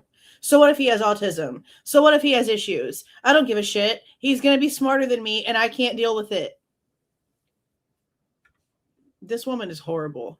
WSU, you need to fire her. Rash to, you know, to be cutting someone's funding after just 4 months. Some people thought the stalking behavior was not quite enough. They wanted more. It wasn't stalking. So, another colleague say, oh, but poor Bryan, he seems to have a self-esteem issue, which really pissed me off because so what? Like, okay, you have a self-esteem issue. That's on you to fix. But yeah.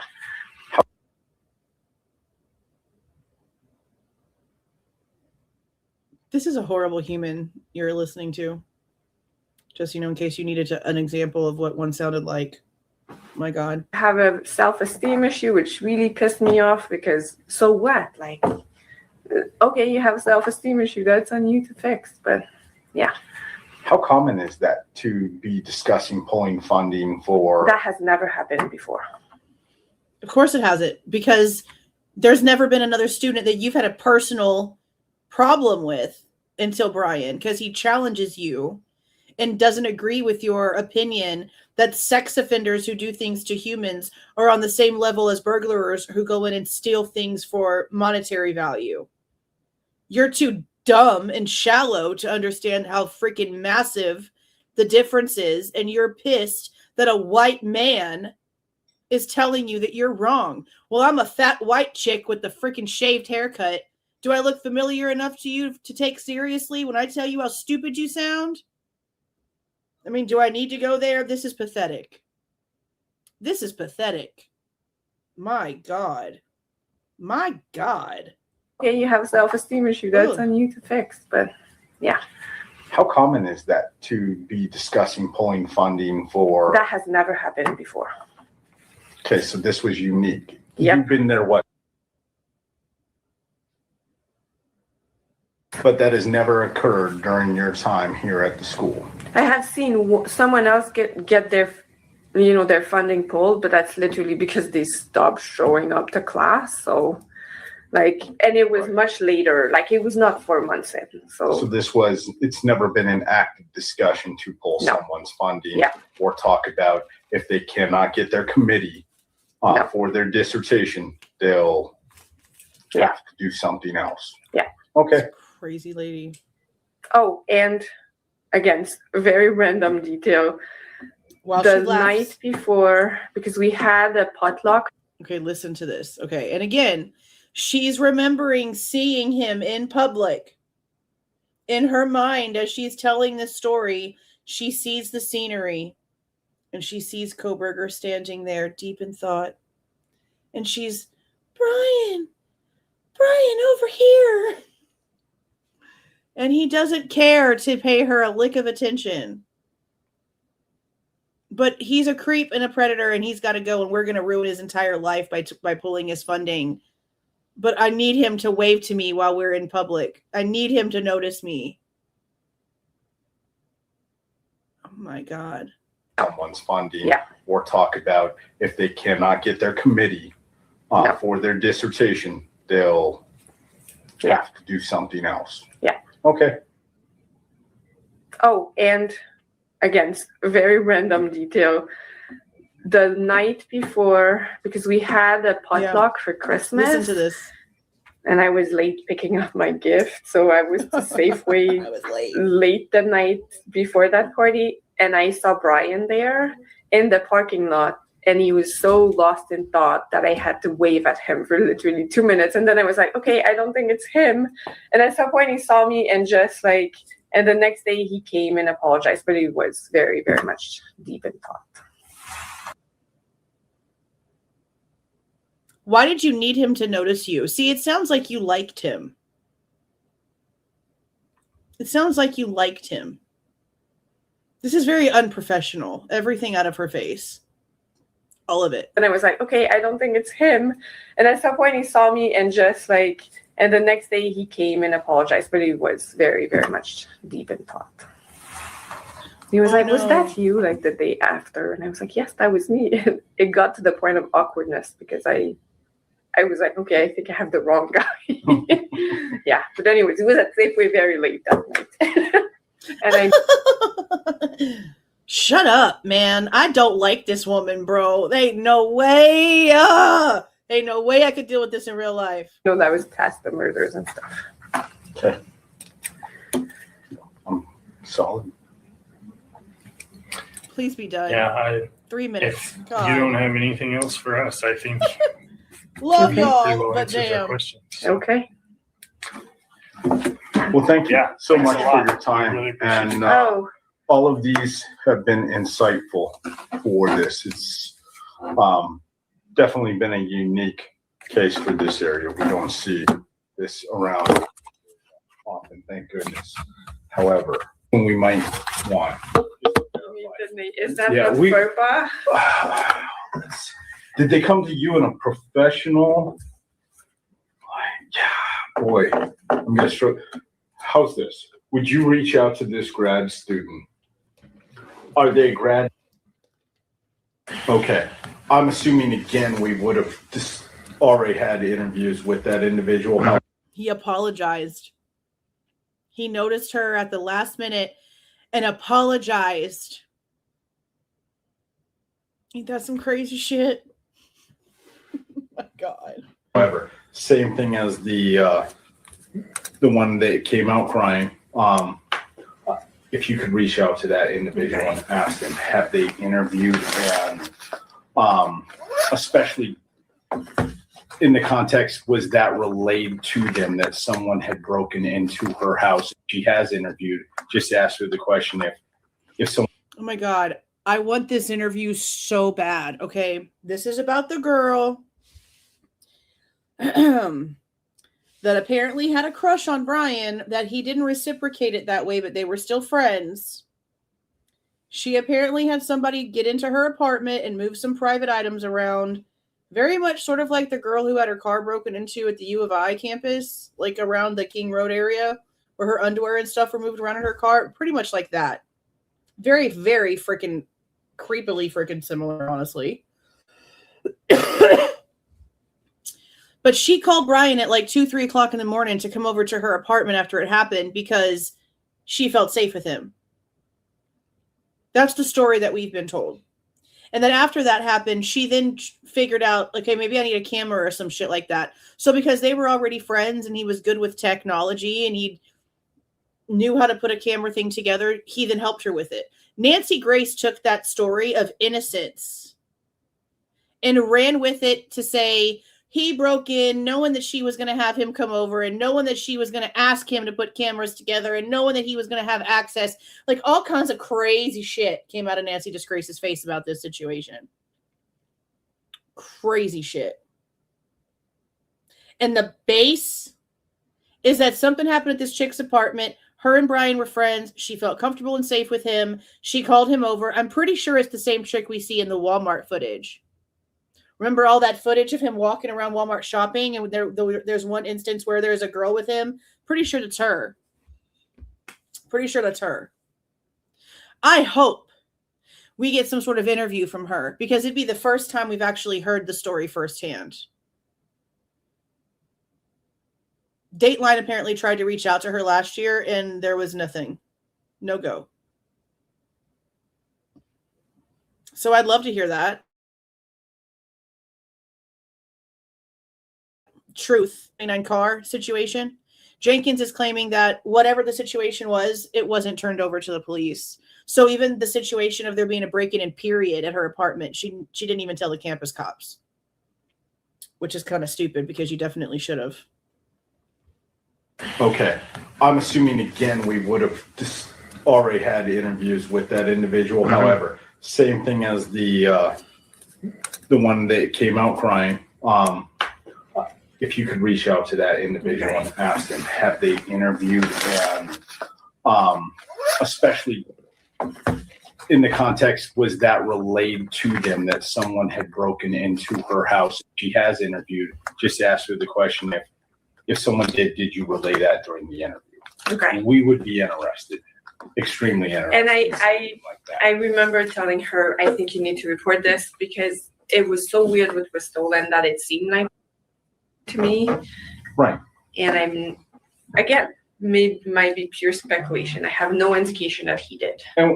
So she's bringing up the situation this way because the girl told her about the little apartment, about her apartment being broken into. But I'm not hearing the girl.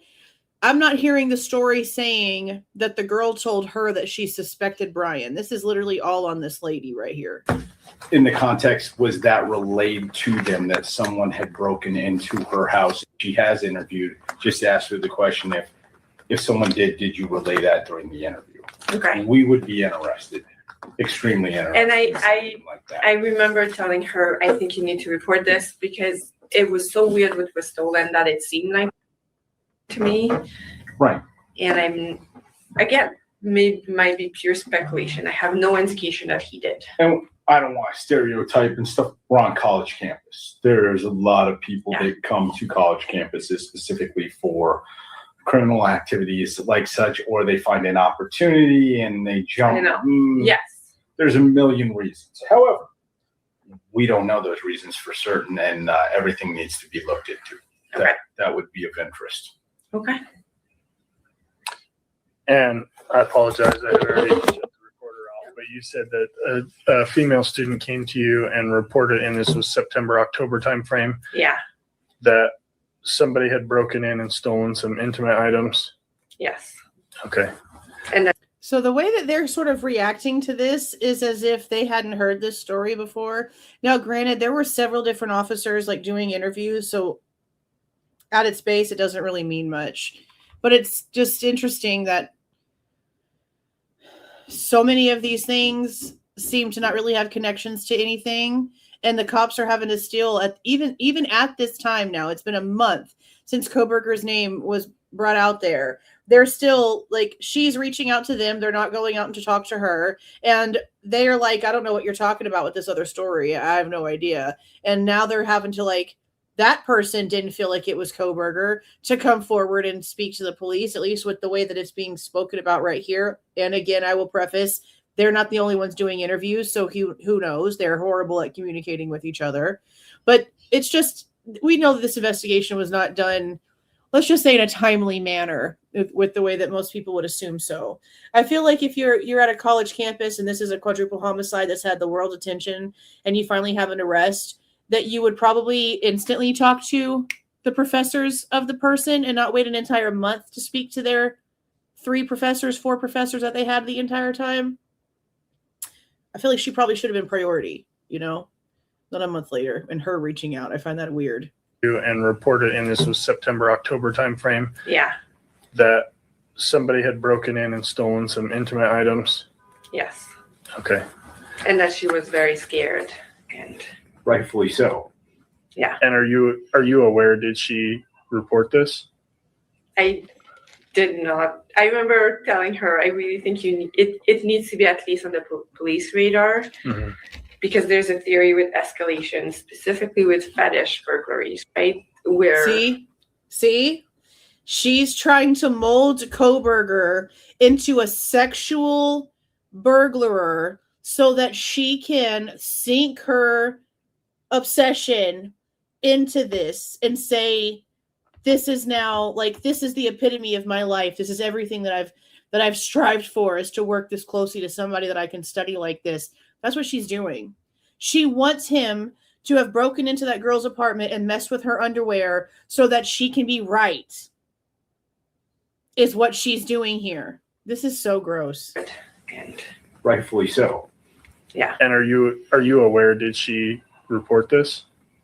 I did not. I remember telling her, I really think it needs to be at least on the police radar, because there's a theory with escalation, specifically with fetish burglaries, right? But yeah, I don't know that she did. Okay. Did she share with you what was taken? I remember. And of course, it's blocked out. 10 seconds are left. But I'm not, again, Okay. it's not super clear in my head. Okay.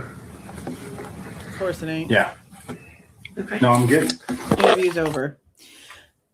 OMF and freaking Jeebus. Okay. This woman is a narcissist. She's freaking egotistical. She's a feminist. She's got fucked up thoughts in her brain. She's a sexist. This woman has got problems. This woman has for real issues. All of it was very apparent. I'm glad this came out, because holy shit, it's so obvious. Oh my God. Okay, so before I jump off here and go make some hot wangs, we're going to look at some of this woman's reviews. We're going to look at some of her reviews. Look at this lovely shit. She got a lot to talk about for being somebody everybody hates. Thank you for the 199 Bluebird. I did see you were having some issues. It did come through. I don't know why it wouldn't let your membership go through if you're able to do a super sticker. That doesn't make actually any sense whatsoever. So hopefully they fix that. Welcome, Cassie. Welcome. Thank you for the gift of membership, Kimberly. Hey there, Holly. It's so clear. It's clear she was into him, not reciprocated. It seems that way. You don't try to wave down somebody who you think is a creep, who's a sexual predator, who you think of as furniture, that you don't give two shits about, that you purposely don't call on because you don't like them, that you chastise all the time. Why are you trying to flag him down in public? Why are you waiting there and trying to get his attention for almost 2 minutes if you don't like him? Why wouldn't you talk about the past instances that you've had with him? Do you talk about him with excitement in your freaking voice, like you're reminiscing on some sort of date?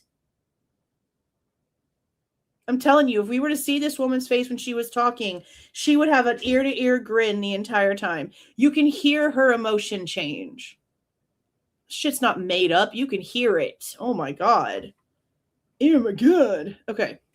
So this is a rating for her. This is on ratemyprofessors.com.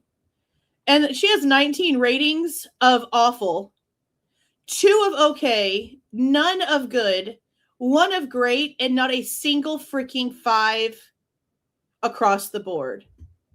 Not a single freaking 5. Okay. And look who's similar.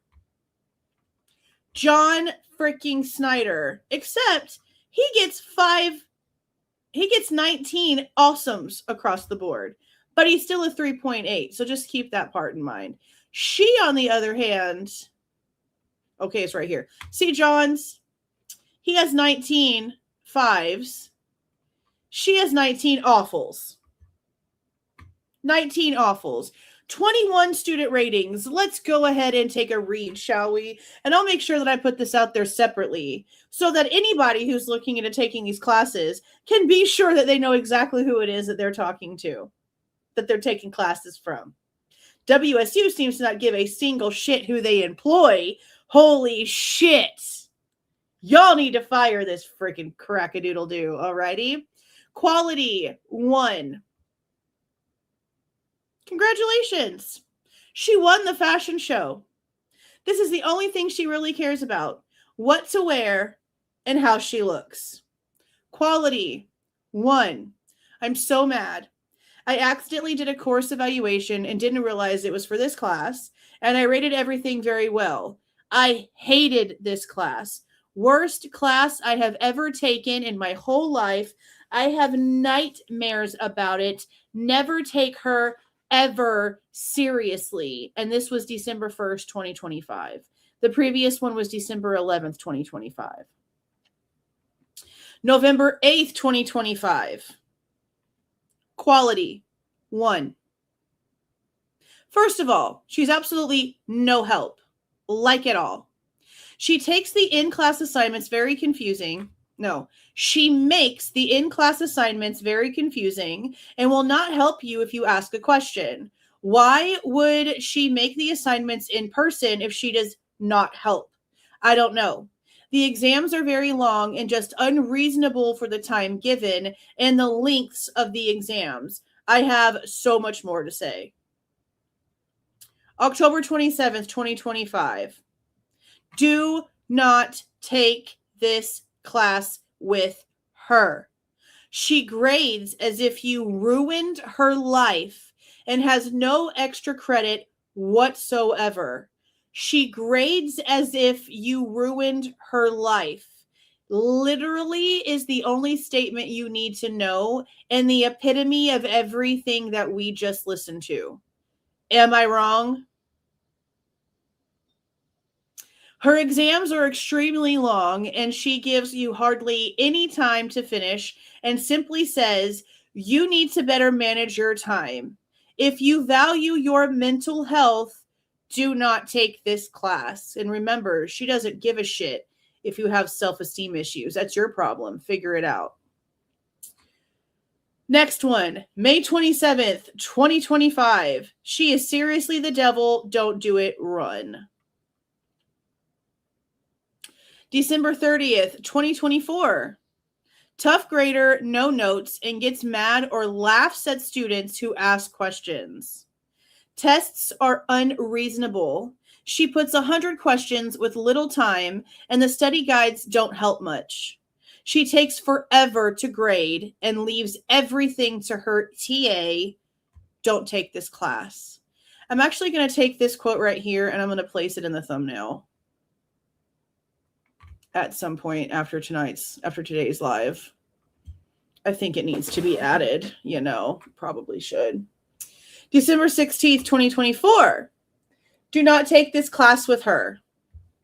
Very irritable when asked questions or to elaborate on concepts. The entire class is based on group work with only 10 assignments max. Either don't take this class or pick some good group members who will actually contribute to their work because your grade literally depends on it. November 26, 2024. The hardest class I've ever taken.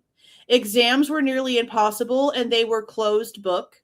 She is terrible at explaining things and a lot of information gets lost in translation. Yeah, babe, we can tell. We get you. Attendance technically isn't mandatory, but God forbid you be late because you are doing work in another class. Oh my God. But if you don't show up, you're going to fail. Group project was honestly the only fun part of the class. Besides that, good luck. November 10th, 2024. This professor is an extremely hard grader and gives no grace to students when they need help.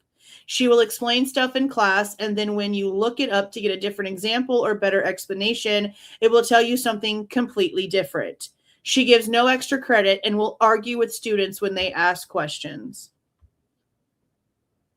October 8th, 2024. She is extremely unreasonable in her expectations. She gives over 100 question exams and expects students to finish in around an hour. She does not listen to suggestions or constructive criticism. 90% of students have concerns and complaints, yet she only pays attention to the 10% of students that are teachers' pets.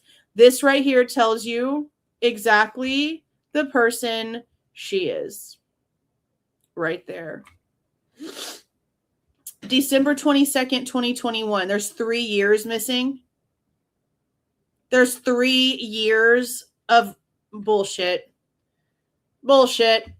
Don't ever take her classes. Denied my Access Center accommodations for 1. Ignored me the whole semester about multiple things. Came to her at the end of semester after talking to the Dean of Students and the compliance of civil rights. She emailed the class about your final grades and mine were correct. Dropped my grade from a B+ to a C. I think she meant incorrect. Yeah, mine were incorrect. April 29th, 2021.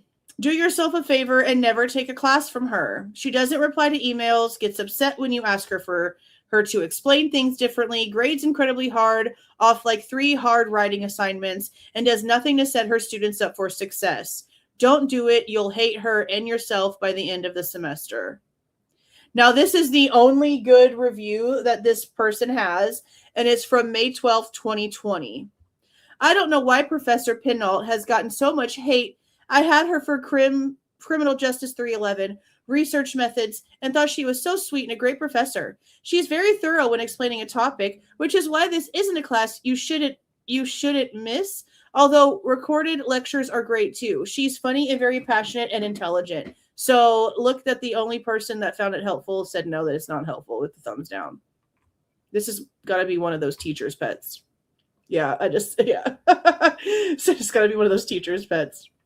Okay, so the next one, May 8th, 2020. So what is that? Just a few days? Just a freaking handful of days before the ass kisser over there. I bet you anything that this teacher's pet saw these bad reviews of her favorite teacher and decided to kiss ass and probably even show her about it. Wouldn't surprise me at all. Extremely hard grader and tests are close to impossible to do super well on unless you're the few people who are a genius. Hard to understand her because of accent and how she goes off topic with weird things. We notice how she goes off topic and says a bunch of weird shit that doesn't really make a lot of sense. Doesn't post lectures so you can go back on, or if you miss class because of sickness, all around, she's not a great teacher and she's hard. And then, damn, we have another like 3 years. 3 years missing right here. May 2nd, 2017. Try to explain yourself to her and she'll laugh at you for being wrong. The same way she laughed about mental health, which is what we just heard. You know. Her explanations make no sense. I've never once missed class and still don't do well on exams. She's awful. Would not recommend. April 18th. Oh, that's my birthday. 2017. Don't take her. Don't take her. And look, there's 4 thumbs down all the way across. I bet you these were extra credit. This is the last time she ever gave extra credit, was for people to go in and try to save her ratings. Bet you anything. This is so ridiculous. March 25th, 2017. If you can find another professor who teaches the same class, take the other professor. She's a nightmare. December 13th, 2016. Doesn't explain things clearly. Cumulative final. Top hat code for attendance with 30 seconds to check in. No classroom participation. 1 out of 10 would not recommend. November 16th, 2016. Worst teacher I've ever had. Class average is always below 65% on each test. No chance on extra credit or curving because she's just a mean crab. Her study guides are all the notes. She does not narrow anything down for you, and she doesn't post any of her lectures online. Good luck. March 31st, 2016. Worst criminal justice class I've taken. She makes you buy 6 books you will not read, then wants you to get an ebook. She's really boring and not respected by students. Yeah, that's another thing. There were all of these books that were in Kohberger's apartment that when the pictures and the information came out, people were trying to paint some sort of like negative light on because of what they were. Whole time, there's a syllabus from one of the professors that literally tells the students exactly how much all the books are going to cost on Amazon, which is about $100 because they're required reading for class.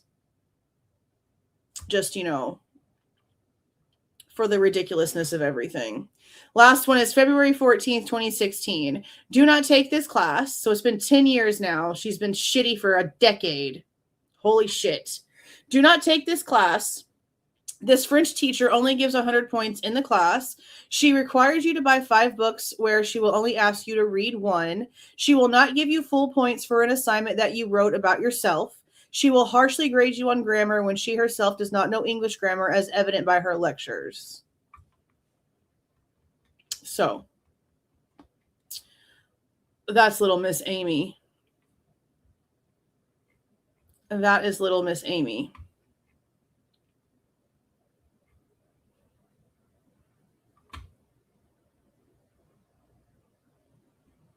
Interesting. Very, very interesting. She seems to suck.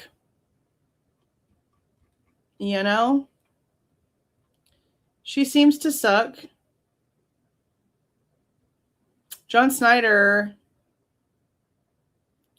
seems to have decent reviews. Nothing really important to go over. Some people have had bad experiences with him. A lot of other people think that he's a good professor. I don't know. This was just a lot. It's very clear who this person is. It's very clear what this person's moral standards are, what their ethics are. I definitely would not want my kids around this person in a professional or a personal setting at all. And it's apparent from other professors' reactions, especially against Snyder's, who didn't even like Kohberger, saying, y'all don't really have a stance here. This is going to end up in a lawsuit if you go further with this. But because this lady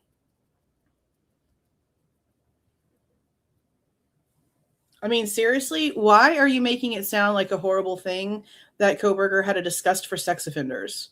And why is it that there's certain people in this case that get pissed off when there's no sexual component? And why is this woman trying to turn Kohberger into some sort of sexual offender so she can study him as her obsession? Like, this whole thing is so freaking weird.